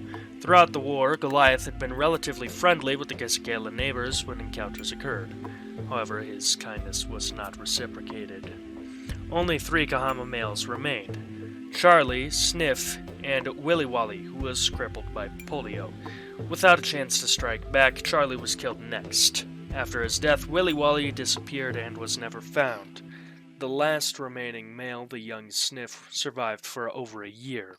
For some time, it seemed as if he might escape into a new community or be welcomed back to the Kesekelas. But this did not occur. Sniff, too, fell to the war band. One of the females from Kahama was killed, 2 went missing, and 3 were beaten and kidnapped by Kesekela males. The Kesekela then succeeded in taking over the Kahama's former territory. These territory gains were not permanent, however. With the Kahama gone, the Kesekela territory now butted up directly against the territory of another chimpanzee community called the Kalande. Cowed by superior strength and numbers of the Kalande, as well as a few violent skirmishes along their border, the Kesekela quickly gave up much of their new territory. Furthermore, when they moved northward, the Kesekela were harassed by Matumba foragers, who also outnumbered the Kesekela community. Eventually, hostilities died down and the regular order of things was restored, but not without effects on Goodall. The outbreak of the war came as a disturbing shock to Goodall, who had previously considered chimpanzees to be, although similar to human beings, rather nicer in their behavior. Wrong. Coupled with the observation in 1975 of cannibalistic infanticide. What the fuck? What the fuck is this? That is not funny. That is not, there's nothing. By a high-ranking female in the community, the violence of the Gambi War first revealed to Goodall the dark side of chimpanzee behavior. She was profoundly disturbed by this revelation, and in her 1990 memoir, Through a Window, My 30 Years with Chimpanzees of Gambi, she wrote, "For several years I struggled to come to terms with this new knowledge. Often when I woke in the night, horrific pictures sprang unbidden to my mind. Satan, one of the apes, cupping his hand below Sniff's chin to drink the blood that welled from a great wound on his face. Old Rudolph, usually so benign, standing upright to hurl a 4-pound rock at Dorde's prostrate body. Jomio, tearing a strip from Dee's thigh. Fengen charging and hitting again and again the stricken, quivering body of Goliath, one of his childhood heroes." When Goodall reported on the events of the Gambi War, her account of a naturally occurring war between chimpanzees was not universally believed, because after all, humans are the only species fucking stupid enough to kill each other for shits and giggles, right? Right? At the time, scientific models of human and animal behavior virtually never overlapped, which is pretty fucking stupid, because they do a little bit. Some scientists accused her of excessive anthropomorphism. Others suggested that her presence and her practice of feeding the chimpanzees had created a violent conflict in a naturally peaceful society. However, later using research using less intrusive methods confirmed that chimpanzee societies in their natural state wage war because fundamentally they are too close to humans to be peaceful. A 2018 study published in the American Journal of Physical Anthropology concluded that the Gambi War was most likely a consequence of the power struggle between three high-ranking males, which was exacerbated by an unusual scarcity of fertile females. Ganesha milk drinking miracle. You know, sometimes things happen that can be easily explained by science that we understand, and people just willfully choose to ignore it. This is one of those instances. Rather than thinking, they really just went, Am I so out of touch? No, it's the children who are wrong. The Ganesha milk drinking miracle was a phenomena that occurred on the 21st of September 1995, but could occur at literally any moment in any place where physics works. This miracle was statues of the Hindu deity Ganesha were thought to be drinking milk offerings, which, of all things to be offered, milk, really, that shit just nasty. Hot take of the day, milk, bad. Mid. Cheese, great. Milk, bad. The only purpose it serves is cooking. Every other instance, oat milk does it better. The news spread very quickly in various Indian and American cities, and Indians everywhere tried to feed idols of Ganesha with milk and spread the news through telephone and word of mouth, attracting significant attention in the Indian media. Scientists described the incident as occurring through capillary action, which we will get to in just one moment. Before dawn on the 21st of September 1995, which is a year that, rather than worrying about Ganesha drinking milk, you could be worrying about getting a Nissan R32 GTR Skyline. That's what I'm worried about. Anyway, a worshipper at a temple in South New Delhi made an offering of milk to a statue of Ganesha. When a spoonful of milk from the bowl was held up to the trunk of the statue, the liquid appeared to disappear, apparently taken in by the idol. Word of the event spread quickly, and by mid-morning it was found that statues of the entire Hindu pantheon and its temples all over India were taking in milk. By noon, the news had spread beyond India, and Hindu temples in the United Kingdom, Canada, UAE, and Nepal, among other countries, had successfully replicated the phenomena. The Vishva Hindu Parishad, an Indian Hindu nationalist organization which provides social services to Hindus in India and across the world, announced that a miracle was occurring. That miracle? Literal fucking physics, but let's carry on. The reported miracle had a significant effect on the areas around major temples, vehicles, and pedestrian traffic. In New Delhi, it was dense enough to create a gridlock lasting until the late evening. Many stores in the area with significant Hindu communities saw a massive jump in sales of milk because we gotta give the gods the titty juice. Overall, milk sales in New Delhi jumped over 30%, the same rate that Russia's stock market has fallen. Many minor temples struggled to deal with the vast increase in numbers, and queues spilled out into the street, reaching distances of over a mile, because hey, we gotta give those gods their motherfucking titty juice. We all love titty juice. Many statues were not cooperative. At the famous South Mumbai Ganapati temple, however you say that, the statues would apparently not drink milk. The bulls and the bears at the Delhi Stock Exchange tried to feed milk to a Ganesha statue to no avail. The idol at the Banadir Zafar Marg, wow, I'm butchering these, shrine would drink fruit and sugarcane juice just as easily as milk. I want to know if someone tried to give these guys booze. The popular, I'm not even going to try to say that, temple, decided to close its gates after the statue stopped drinking milk at about 12:30.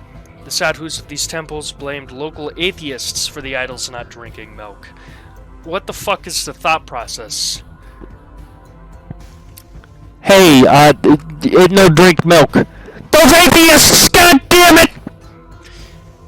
The phenomena was not even limited to Ganesha statues. A week later, on the 27th of September, the Statesman reported that the statue of the Virgin Mary in Singapore had also accepted milk. She had accepted milk before, and that's how Jesus Christ was conceived, but that's besides the point. A September 28th report from Mumbai in the Indian Express said some people had protested when locals offered alcohol to a Gandhi statue. Yo, let's go!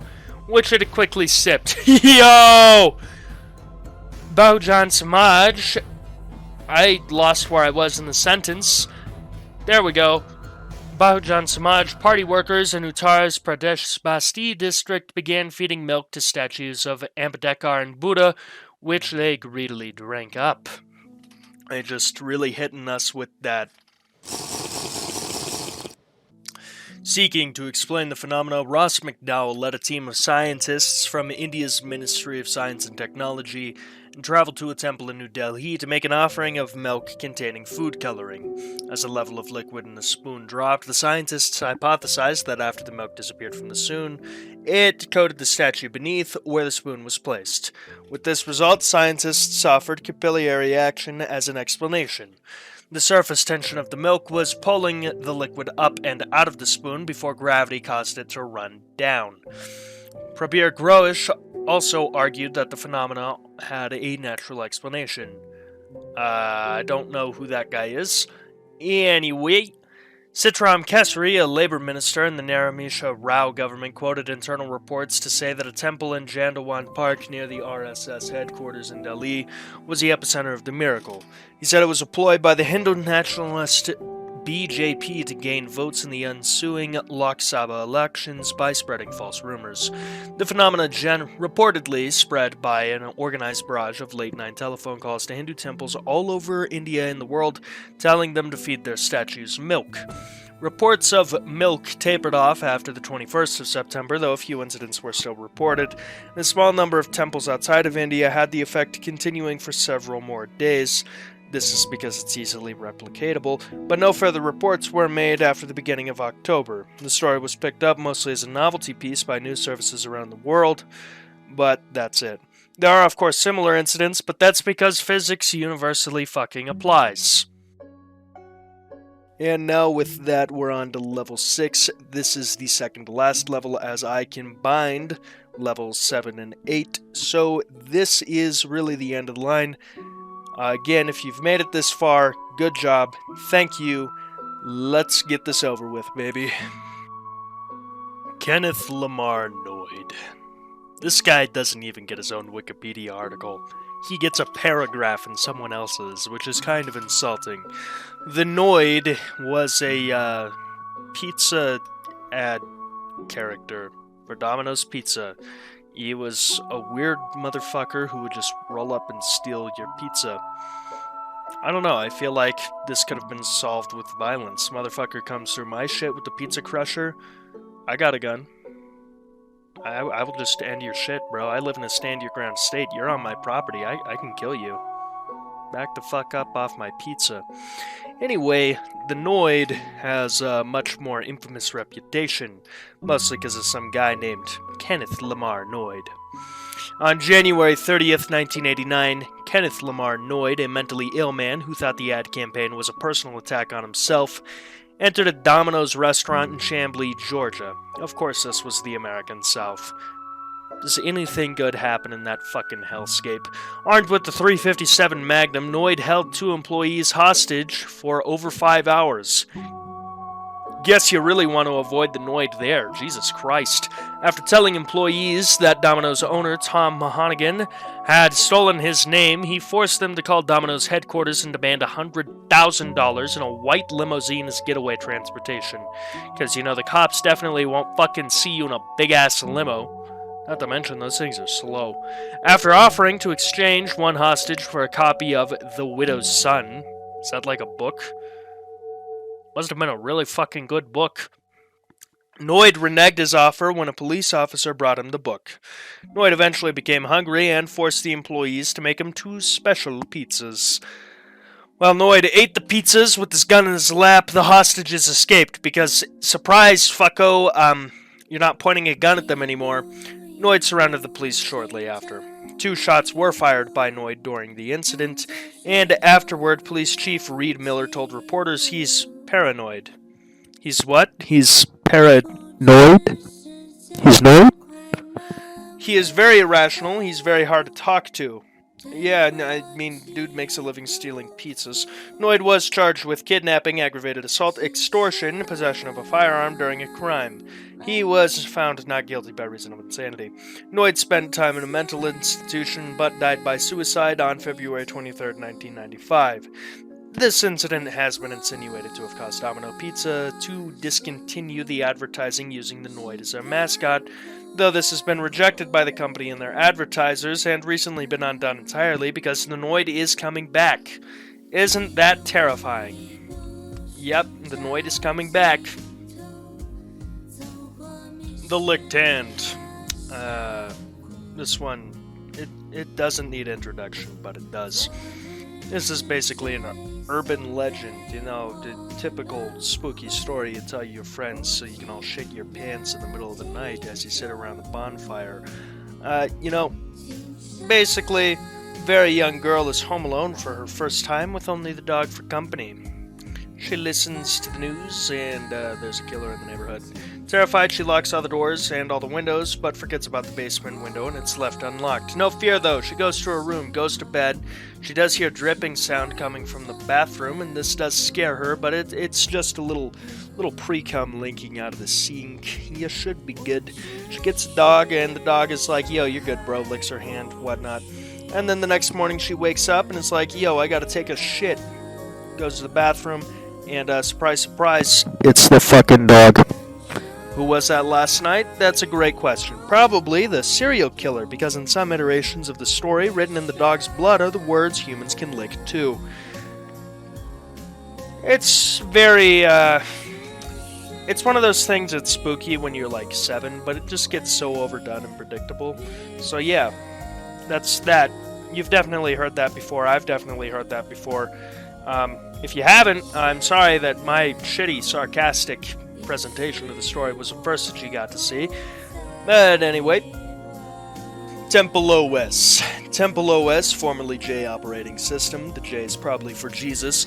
Lose those. And Sparrow OS is a biblical-themed, lightweight operating system designed to be the third temple prophesied in the Bible. It was created by programmer Terry A. Davis, who developed it alone over the course of a decade. Much the same way that the average American incel will curate super syphilis after one prostitute visit, or the same way that a Japanese mangaka will compose an entire brilliant fucking story completely alone over the course of a decade. Either or really depends on how you want to look at Terry A. Davis. Now, of course, he developed this after a series of manic episodes that he later described as a revelation from God. The system was characterized as a modern x84-64 Commodore 64 using an interface similar to a mixture of DOS and Turbo C. I have no clue what any of that means. Turbo? Like turbocharger, the car part? Davis proclaimed that the system's features, such as its 640 by 480 resolution, 16-color display, single-voice audio, were designed according to explicit instructions from God, because that's right, not only does God see you masturbating and not like it, he does not like the way that you are playing your video games, so you'd better change it up right fucking quick, bucko, or you're going to the fiery lakes forever. Temple OS was released as J operating system in 2005 and as Temple OS in 2013, and was last updated in 2017. For some background, Terry A. Davis, 1969 through 2018, rest in peace, began experiencing regular manic episodes in 1996, leading him to numerous stays at the funky sock hospitals. You know, he got the grippy socks, the hug yourself jacket. You get what I'm getting at.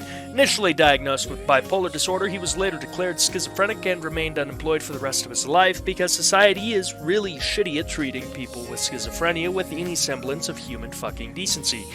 He suffered from delusions of space aliens and government agents had left him briefly hospitalized for his mental health issues, another grippy sock vacation. After experiencing his self-described revelation, he proclaimed he was in direct communication with God, and God told him the operating system was for God's third temple. Davis began Temple OS circa 2003. One of its early names was the J operating system, before renaming it Lose Those, a reference to a scene from the 1986 film Platoon, which I have not seen and will not see. In 2008, Davis wrote that Lusthos was primarily for making video games. It had no networking or internet support, and as far as I'm concerned, that would be reinventing the wheel. Don't you know we need to do that every few years? Another name he used was Sparrow OS before settling on Temple OS. In mid-2013, his website announced, God's Temple is finished, now God kills CIA until it spreads. Davis died after being hit by a train. I'm sorry, I'm gonna have to break the serious facade here. What? How do you get hit by a train? That's the most comical fucking way to go. Anyway, that's one to wrap around. What? What the fuck? Temple OS is a 64-bit, non-preemptive, multitasking, multi-core, public domain, open-source, ring-zero, single-address space, non-networked PC operating system for recreational programming.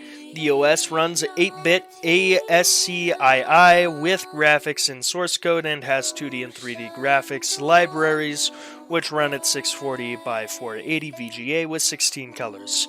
Like most modern operating systems, it has keyboard and mouse support. It supports IS9660, FAT32, and Red Sea file systems, later created by Davis, with support for file compression. According to Davis, many of these specifications, such as the 640 by 480 resolution, 16-color display, and single audio voice, were instructed to him by God because God wants you watching your computerized porn in a specific manner. The operating system includes an original flight simulator, which is impressive, compiler, and kernel. One bundled program, After Egypt, is a game in which a player travels to a burning bush to use a high-speed stopwatch. The stopwatch is meant to act as an oracle that generates pseudo-random text. Among considered penally result perverseness, checked stated, held sensation, reasoning, skies, adversity, Dakota lip, suffer, approached, enact, displacing feast, cast, pearl, alms comprehendeth not. You're absolutely fucking right, comprehendeth not. That is some of the randomly generated text that could be brought up. Temple OS was written in a programming language developed by Davis as a middle ground between C and C++, originally called C++. He later renamed it Holy C, and it doubles as a shell language, enabling the writing and execution of entire applications from within the shell. The IDE that comes with Temple OS supports several features, but can it run Doom? Such as embedding images in the code. It uses a non-standard text format known as Dorde, which has support for hypertext links, images, 3D meshes to be embedded into what are otherwise standard ACII files. And for example, a file can have a spinning 3D model of a tank as a comment in source code. Most of the code in OS is JIT compiled and is generally encouraged to use JIT compilation as opposed to creating binaries. Davis ultimately wrote over 100,000 lines of code for the OS. Temple OS mostly received sympathetic reviews, just because, poor guy. The way that this guy got railed by life is unfair. Unemployed, lost in delusions, hit by a train. It's really sad, especially because he was clearly extremely talented at what he did. So, rest in peace, Terry A. Davis, and good job with Temple OS. You did something good there. Prostitution amongst animals. Another one of those entries that I have in here because it's just simply absurd. Prostitution is the world's oldest job. Listen, everybody wants sex. Sex is great. It temporarily lets you fill that gaping void in your heart known as loneliness. It feels kinda good. Orgasms are neat. Everybody loves orgasms. So, yeah, prostitution exists because sex is profitable, and at the end of the day, human greed often expands to other animals with intelligence. If you can get something doing thing, then get something doing thing. In this case, it's getting goods in exchange for service, and that service is lip service, if you catch my drift. Now, a few studies have suggested that prostitution exists among different species of non-human animals, such as the Adelie penguins and chimpanzees. God, chimpanzees, what the fuck is up with those guys? The concept is also known as transactional sex. Penguins use stones for building their nests. Based on a 1998 study, media reports stated that a shortage of stones led to female Adelie penguins to trade sex for stones. Some pair-bonded female penguins copulate with males who are not their mates and then take pebbles for their own nests. Chimpanzees, who appear to be trading food for sex, have also been described as engaging in prostitution. The notion of such transactional sex among chimpanzees has been critiqued by many scholars, stating that adrenocentric bias and researchers projecting their own gendered assumptions onto non-human animals may play a significant role in interpretations of prostitution. However, I think it's pretty cut and dry, you know, monkey fuck another monkey, and then the monkey that just got fucked gives the fucking monkey, like, some food.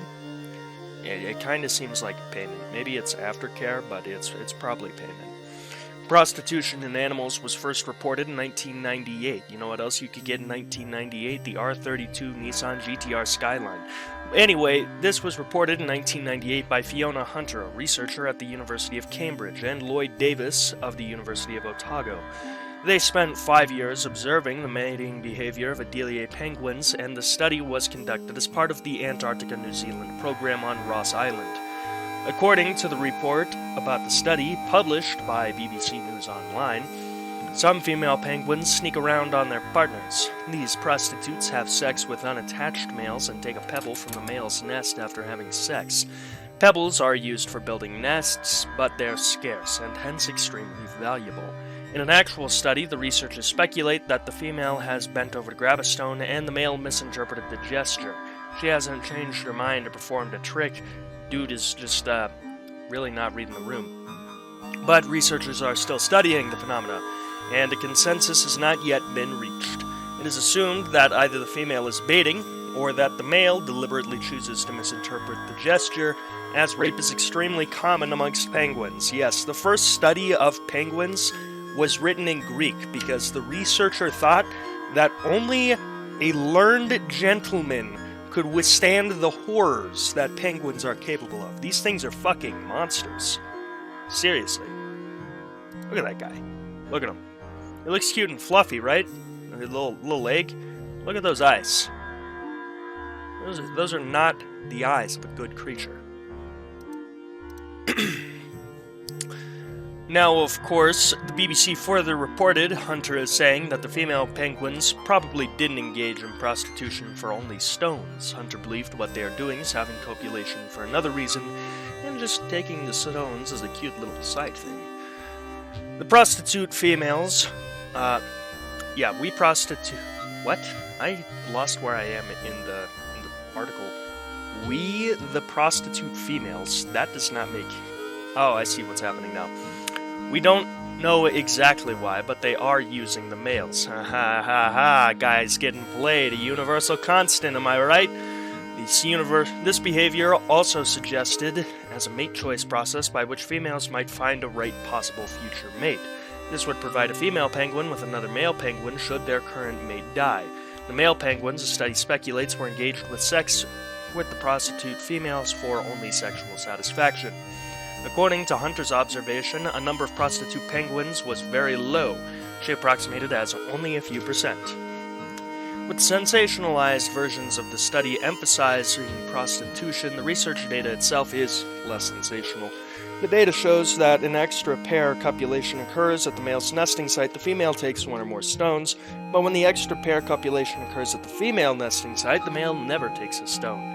Clearly, a male who has copulated with a female benefits his progeny when she takes a stone. Sometimes copulation doesn't occur, but the female still takes a stone. Both males and females steal stones. Sometimes they get away with it, sometimes they're attacked, and sometimes they have sex. The female is not always willing to copulate to avoid a fight. And the researchers speculate about the possible genetic fitness advantages and disadvantages of the practice and aren't altogether sure what the fuck is happening. Up next, we got chimpanzees, because these guys are fucking geeking at all times. Between the Gambi chimpanzee war, the fact that they're just jacked as all hell, and, you know, the general things that they're capable of, which are mildly terrifying to think about, chimpanzees are really fucking out there, man. They're dolphin-tier creature for me. A study conducted by the Max Planck Institute for Evolutionary Anthropology in Leipzig, Germany, and published online in the Public Library of Science attempted to support the meat-for-sex behavior hypothesis, according to which in early human societies the best male hunters had the maximum number of pussy. Unable to study early humans, the researchers instead studied early humans. I mean, chimpanzees. Yes, that's right, most of the greater and some of the lesser apes are in the, early phases of society, domesticating dogs, tool-using. It's really only a matter of time till they learn agriculture, and then it's really only a matter of time till we see, extra human rights violations, because people are like, these chimpanzees aren't sentient, and the chimpanzees they're just learning language, and they're like, Yo, can we have our house back? that's going to be a very fun problem in the year 2200. Anyway, researchers observed the chimpanzees in the Thai National Park and concluded that a form of prostitution does exist among chimpanzees, in which females offer sex to dudes in exchange for meat. Basically, I take your schmeat, you give me some schmeat. According to Christina Gomes of the Institute, the study strongly suggests that wild chimpanzees exchange meat for sex and do so on a long-term basis. Well, that just might be a relationship. The data revealed that chimps entering communities of hunting and sharing meat with each other over long periods of time, and females within the meat-sharing community tend to copulate with males of their own meat-sharing community. Direct exchange of meat for sex has not been observed, though, so that might not be the end-all be-all. Up next, we got capuchin monkeys. A study at the Yale New Haven Hospital trains capuchin monkeys to use silver discs as money in order to study their economic behavior. Because what could go wrong teaching the primates capitalism? The discs could be exchanged by the monkeys for various treats, but during one chaotic incident, a researcher observed what appeared to be a monkey exchanging a disc for sex. The monkey that was paid for the sex immediately traded the silver disc for a grape, and the researchers subsequently took steps to prevent any possibility of coins being traded for sex, which I say is a bozo move. You're studying economics in monkeys. You should really see what's going on with the prostitution there, because that will directly relate to how humans do that shit, sort of. Isn't it crazy how long we've been here? How long you've been here, listening to a version of me from the past talking about silly little things? This is the last little entry card that I'll be doing for the levels, because I've combined levels 7 and 8 due to how small the entries from both were. So, thank you all so much for watching. Hiroo Onoda. Hiroo Onoda, born 19th of March 1922, and lived until January 16th, 2014, which is when he died, was an Imperial Japanese Army intelligence officer who fought in World War II and long afterwards, because he was a Japanese holdout who did not surrender at the war's end in August of 45, when Japan was like, here comes the sun. After the war ended, Onoda spent 29 years in hiding in the Philippines until his former commander traveled from Japan to formally relieve him from duty by order of Emperor Showa in 1974. He held the rank of second lieutenant in the Imperial Japanese Army, and he was the penultimate Japanese soldier to surrender, second to last. Teruo Nakamura surrendered later in 1974, so he gets the last holdout title. Now, Onoda was born on 19th of March 1922 in Kamikawa Village, Kaiso District, Wakayama Prefecture in Japan. When he was 17 years old, he went to work for the Tsujima Yoko Trading Company in Wuhan, China, and when he was 18, he enlisted in the Imperial Japanese Army Infantry. Onoda trained as an intelligence officer in the commando class, Fudamata, there we go, of the Nakano School. On 26th of December 1944, he was sent to Lubang Island in the Philippines. He was ordered to do all he could to hamper enemy attacks on the island, including destroying the airstrip and the pier at the harbor. Onada's orders also stated that under no circumstance was he to surrender or take his own life.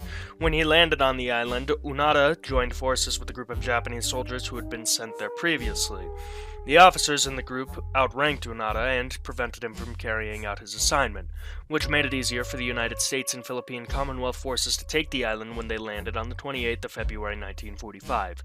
Within a short time of landing, all but Onada and 3 other soldiers had either died or surrendered. Onoda, who had been promoted to lieutenant, ordered men to take to the hills.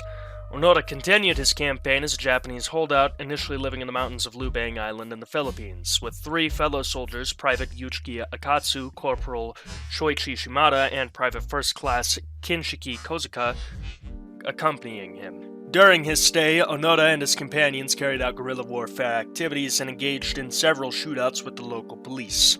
The first time they saw a leaflet announcing Japan had surrendered was in October of 1945. Another Salish killed a cow and found a leaflet left behind by islanders, which read, "The war ended on 15th of August. Come down from the mountains."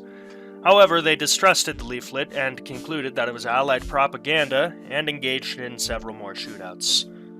I just lost where I was in the article. They also believed that they would not have been fired on if the war was indeed over. Toward the end of 1945, leaflets were dropped by air with the surrender order printed on them from General Tomoyuki Yamashita of the 14th Area Army. To the men who had been in hiding for over 6 months, the leaflet was the only evidence that the war was actually over. Onoda's group studied the leaflet closely to determine whether or not it was genuine and decided it was not. One of the 4 soldiers, Yuichi Akatsu, walked away from the others in September 1949 and surrendered to the Philippine forces in March 1950 after 6 months on his own. This seemed like a security problem to the others, so they in response became even more cautious. In 1952, letters and family pictures were dropped from an aircraft urging them to surrender, but the 3 soldiers concluded that this had to be a trick. Shimada was shot in the leg during a shootout with local fishermen in June 1953, after which Onada nursed him back to health. On the 7th of May 1954, Shimada was killed by a shot fired by a search party looking for the men. Kozuka was killed by 2 shots fired by local police on the 19th of October 1972, while he and Onada, as part of their guerrilla activities, were burning rice that had been collected by farmers. Onoda was now alone. On the 20th of February 1974, Onoda met a Japanese man, Norio Suzuki, who was traveling around the world looking for Lieutenant Onoda, a panda, and the abominable snowman, in that order. What an absolute giga-chad. Suzuki found Onada after 4 days of searching. Onoda described this moment in a 2010 interview. He stated, "This hippie boy, Suzuki, came to the island to listen to the feelings of a Japanese soldier. Suzuki asked me why I would not come out." Onada and Suzuki became friends, but Onoda still refused to surrender, saying that he was waiting for orders from a superior officer. Suzuki returned to Japan with photographs of himself and Onoda as proof of their encounter, and the Japanese government located Onoda's commanding officer, Major Yoshimi Taniguchi, who had long since surrendered and had since become a bookseller. Taniguchi went to Lubang Island, and on the 9th of March 1974, he finally met with Onoda and fulfilled a promise that he had made back in 1944. "Whatever happens, we'll come back for you." Taniguchi then issued Onoda the following orders. In accordance with Imperial Command, the 14th Area Army has ceased all combat activity. In accordance with Military Headquarters Command Number A-2003, the Special Squadron of Staff's Headquarters is relieved of all military duties. And lastly, units and individuals under the command of Special Squadron are to cease military activities and operations immediately and place them under the command of the nearest superior officer. When no officer can be found, they are to communicate with the American or Philippine forces and follow their directives. Onoda was thus properly relieved of duty, and he surrendered. He turned over his sword, a functioning Arisaka Type 99 rifle, 500 rounds of ammunition, and several hand grenades, as well as a dagger his mother had given him in 1944 to kill himself with if he was captured. Only Private Taro Nakamura, arrested on the 18th of December in 1974 in Indonesia, held out longer. Onoda was very popular, and his following returned to Japan, and some people urged him to run for Diet, Japan's bicameral legislature. He also released an autobiography, No Surrender, My 30-Year War, shortly after his return, detailing his life as a guerrilla fighter in a war that was long over. A Philippine documentary interviewed the people who lived on Lubang Island during Onoda's stay, revealing that Onoda had killed several people, which he had not mentioned in his autobiography. The news media reported this and other misgivings, but at the same time welcomed his return home. The Japanese government offered him a large sum of money in back pay, which he refused. When money was pressed on him by well-wishers, he donated it to the Yasukuni Shrine. Onoda was reportedly unhappy being the subject of receiving much attention and troubled by what he saw as a withering of traditional Japanese values. In April 1975, he followed the example of his elder brother Tadao and left Japan for Brazil, where he raised cattle. He married in 1976 and assumed a leading role in Colonia Jamique, a Japanese community in Terranos, Mato Grosso do Sul in Brazil. Onoda also followed the Brazilian Air Force to conduct training sessions on the land that he owned. After reading about a Japanese teenager who murdered his parents in 1980, Onoda returned to Japan in 1984 Literally 1984. and established the Onoda Shizenjuku, Onoda Nature School, an education camp for young people. This was held at various locations in Japan. Although Hiroo Onoda never apologized or expressed any remorse for killing about 30 Filipino citizens, mostly farmers just trying to live, stealing their food, or burning their crops, then President Ferdinand Marcos granted him a full pardon in a televised ceremony. As a result, controversy followed when Onoda revisited Lubang Island in '96 because his wife, Machi Onoda, had arranged a US $10,000 scholarship donation on his behalf to the local school there. In 2006, Machi Onoda became the head of a right-wing conservative Japan's Women Association. Oh no. And established the far-right group Nippon Kaigi in September 2001.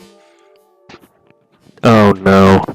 For many years, Onoda spent 3 months of the year in Brazil. Onoda was awarded with a Merit Medal of Santos Dumont by Brazilian Air Force on 6th of December 2004, and on 21st of February 2010, the Legislative Assembly of Mato Grosso do Sul awarded him the title Cidadão, citizen. Onoda finally died of heart failure on the 16th of January 2014 at St. Luke's International Hospital in Tokyo due to complications from pneumonia. Japanese Chief Cabinet Secretary and later Prime Minister Yoshide Suga commented on the death.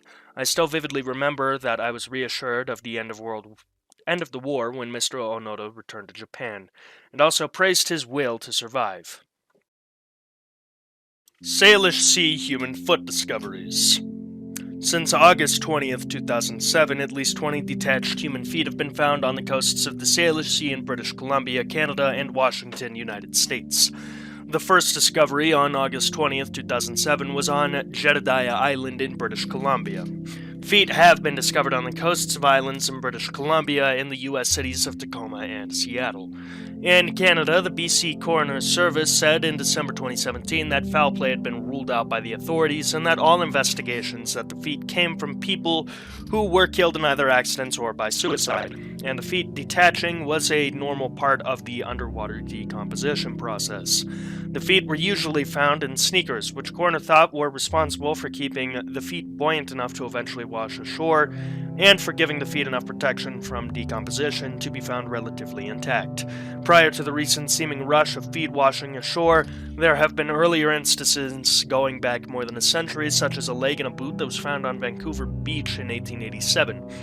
The most recent discovery was on January 1st, 2019, when people on Jetty Island in Everett, Washington, called police to report a boot with a human foot inside, which coroner was able to match to Antonio Neal, missing since December 12, 2016. These foot discoveries are not the first ones on British Columbia's coast. One was found in Vancouver, 1887, leading to a place of discovery being called Leg and Boot Square. On July 30th, 1914, the Vancouver Sun reported that recent arrivals from Kimsquit reported a human leg encased in a high boot was found on a beach near the mouth of the Salmon River, previous name for the Dean River near Kimsquit, near the headquarters of the Dean Channel. It was thought that the remains were from a man who had drowned on the river the previous summer. As of September 2018, 15 feet have been found in the Canadian province of British Columbia between 2007 and 2018, and 5 in the U.S. state of Washington. These feet include a number of matched pairs. In British Columbia, 13 of the 15 feet have been identified. The latest was a left foot found on the shore of a rocky beach in West Vancouver, BC in 2018, and through DNA analysis linked it to a man that went missing earlier that year. 2 unidentified feet found in February 2016 washed up on the shore of Botanical Beach on the west coast of Vancouver Island, adjacent to the Strait of Juan de Fuca, and in the U.S., one of these pairs belonged to a woman who jumped from a bridge. Of the 2 other U.S. feet identified, 1 foot belonged to a missing fisherman, and the other to a depressed man who probably committed suicide. Fun. His identity was withheld on request of the family. After the 5th foot was discovered of the 20, the story had begun to receive increased international media attention, with major headlines from newspapers such as the Melbourne Herald Sun, the Guardian, the Cape Times in South Africa, and the story elicited much speculation about the cause of such a mystery, originating from morbid fascination with this type of subject, as stated by one scientist who identifies the remains of the victims. On his late-night talk show, David Letterman questioned 2 Canadian audience members about the mystery. Another apparently human foot was discovered on June 18, 2008 on Tyee Split near Campbell River on Vancouver Island, but this was a hoax. The hoax was a skeletonized animal paw which was put into a sock and a shoe and then stuffed with dried seaweed. The Royal Canadian Mounted Police launched an investigation about the hoax, but there's nothing else about that on this Wikipedia page, and thus I will not discuss it further. After the 11th foot was found on August 31st in Vancouver, several running shoes containing what police suspected was raw meat were found washed up on Oak Beach, British Columbia. There is, of course, a list of discoveries, but you get the gist. Feet. And not like the sexy way, or not like the walking way, like the dead corpse way. Here's a little map of where all of these feet have been found. That's a little unnerving, a little scary, a little sus. Dorde Martinovic incident. Oh yes, baby, this is the last entry on the Iceberg. What do you fucking know? This is the last entry. Let's fucking go. So yeah, now that you've had your 15-minute dose of ear rape, albeit I've been celebrating, this is an entry that's gonna leave you feeling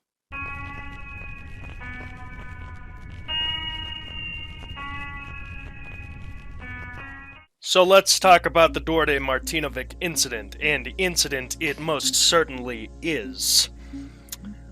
On May 1st, 1985, Dorde Martinovic, a 56-year-old resident of the Kosovo town of Gilan, arrived at the local hospital with a broken bottle wedged in his asshole. He claimed that he had been attacked by 2 Albanian-speaking men while working in his field. After being interrogated by a Yugoslav People's Army colonel, Martinovic reportedly admitted that he shoved the bottle up his ass himself in a botched attempt at masturbation. Don't masturbate with glass, kids. Public investigators reported that the prosecutor made a written conclusion from which it appears that the wounded performed the act as an act of self-satisfaction in his field, that he put the beer bottle on a wooden stick and stuck it in the ground, after which he sat on the bottle and enjoyed. Community leaders in Gilan subsequently issued a statement describing his injuries as the accidental consequences of self-induced sexual practice. He was transferred to Belgrade for further investigations at the prestigious Military Medical Academy, but a medical team there reported that his injuries were not consistent with a self-inflicted wound. The team, which included 2 doctors from Belgrade, one on from... How the fuck do you even say that? This is not a name. Ljubljana? The fuck? One each from that place, Zagreb and Skopje, thus representing 4 of Yugoslavia's 6 republics, concluded that the injuries had been caused by strong, brutal, and sudden insertion or jamming of a 500ml bottle, or rather its wider end, into the rectum. Consider sitting on a bottle, it would probably be very sudden and brutal, and that it was probably physically impossible for Martinovic to have done this to himself. The team argued that the insertion could have only been carried out by at least 2 or more individuals. A second opinion was sought and provided a month later by commission of Dr. Ginez, not even going to try to say that. That team concluded that the Martinovic case could have inserted the bottle by positioning it on a stick, which he had pushed into the earth, but had slipped during masturbation and broke the bottle in his rectum under the force of his body's weight. The Yugoslav secret police and military intelligence reportedly concluded from this that Martinovic's injuries had indeed most likely been self-inflicted. But wait, there's more. Martinovic later recanted his confession, claiming that he had been forced to do so out of a 3-hour interrogation, and that he had been promised that his children would receive employment in exchange for the confession. His son told the press that his father had been attacked simply because he was a Serb. Friends are telling us that Albanian iridescents did it in revenge. They don't care who the victim might be as long as it is a Serbian. In the end, the federal Yugoslav and Serbian authorities did not pursue the case, even after Serbia revoked Kosovo's self-rule in 1989. And no serious attempt appears to have been made to find Martinovic's alleged attackers, which is himself. The case was met with a flood of nationalist and anti-Albanian statements in the Serbian press, and this was in itself a significant development. The Yugoslav government for many years had made open nationalism a taboo subject, and the Yugoslav media outlets had previously systematically downplayed ethno-nationalism. The collapse of this taboo and the coverage of the Martinovic case heralded the growth of nationalism that was to lead to the country's collapse in 1991. The Serbian newspaper Politika asserted that the individuals who had allegedly attacked Martinovic were members of the local Albanian family who wanted to purchase a land that Martinovic refused to sell. The claim had considerable resonance in Serbian politics. A steady exodus of Serbs from Kosovo was being seen as a result of a deliberate persecution of Serbs by Albanians seeking to drive them off of their land and seize their property. Many analogies were made with the Ottoman Turks who had ruled Serbia until 1833 and Kosovo until 1912. The incident was widely compared with the Ottoman use of impalement as a means of torture and execution. This link was made explicit in poetry commemorating the incident, which invoked Ottoman themes. For instance, with a broken bottle on a stake, as though through a lamb, but alive, they went through Dorde Martinovic, as if with their first and heavy steps in the future field they treaded. When out of the opium and the pain, Dorde Martinovic came around, as if from the long past, Turkish times, he woke up on a stake. So yes, you're hearing this right. Some guy, most likely shoving a bottle up his own ass and breaking it, directly led to the country's collapse. That's impressive. That one man, one jar guy could never hope to have this kind of legacy. Now, such comparisons were given added impact by the legendary nature of impalement as one of the most dreaded punishments inflicted by the Ottomans, and the role that impalement as a metaphor for Ottoman oppression played in Serbian culture. How the fuck do you even say these names? We'll call this guy Gabe. Comments that entire portions of the Serbian mythical, cultural, and national traditions of popular aesthetics invoke the motif of impalement at a stake. Consequently, impalement by beer bottle became a metaphor for 5 centuries of real but also mythical acts of Turkish impalement, all of which was a key demonic element in the national traditions and mythology regarding the horrors of Turkish oppression. Therefore, the Martinovic affair presented an ideal opportunity from transforming the Albanians into the Turks in the group consciousness of the Serbian masses.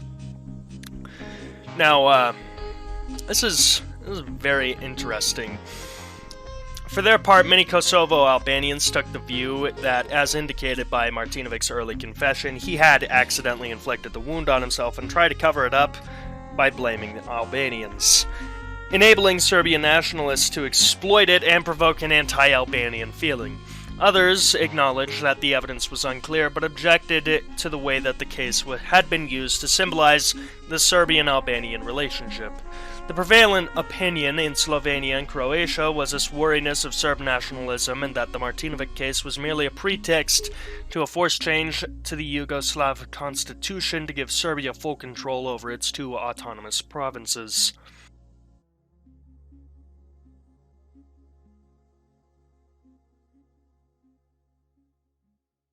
And that does it. We've made it all the way to the end. I do not know how long this video wound up being, but I'm gonna guess it's probably gonna be somewhere around 2 hours and 30 minutes, and that is if we are lucky.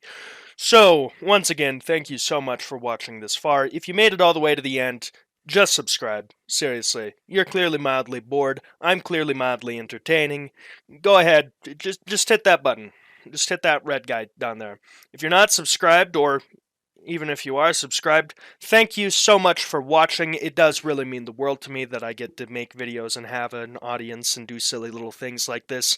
And also, huge shout out to my editor for putting this entire thing together. Seriously, this video would not have been possible without my editor, Lindari, so thank you very much. Her stuff is always in the description if you want to go subscribe to her, just give her thanks. Once again, thank you for watching. This was a fucking behemoth. I made this video because I did not like how my original coverage of the Wikipedia Iceberg turned out, but I feel a lot better with how this video turned out, and I think this is gonna do really, really good. I'm so close to 1,000 subscribers right now, so once again, if you haven't subscribed, go ahead and just do it. Seriously, it helps my dreams come true. And dreams come true should happen soon. With monetization just around the corner, I'm very excited to be getting paid for this, and I'm also very excited to be able to make more time for this. You know, being a YouTuber is my full-time career goal, and I'd like to think that I'm pretty close. Yeah, you big bad girl. Yeah, fuck, you closed? You closed? So, once again, thank you so much for watching. Have a great time, and until next time, memento mori.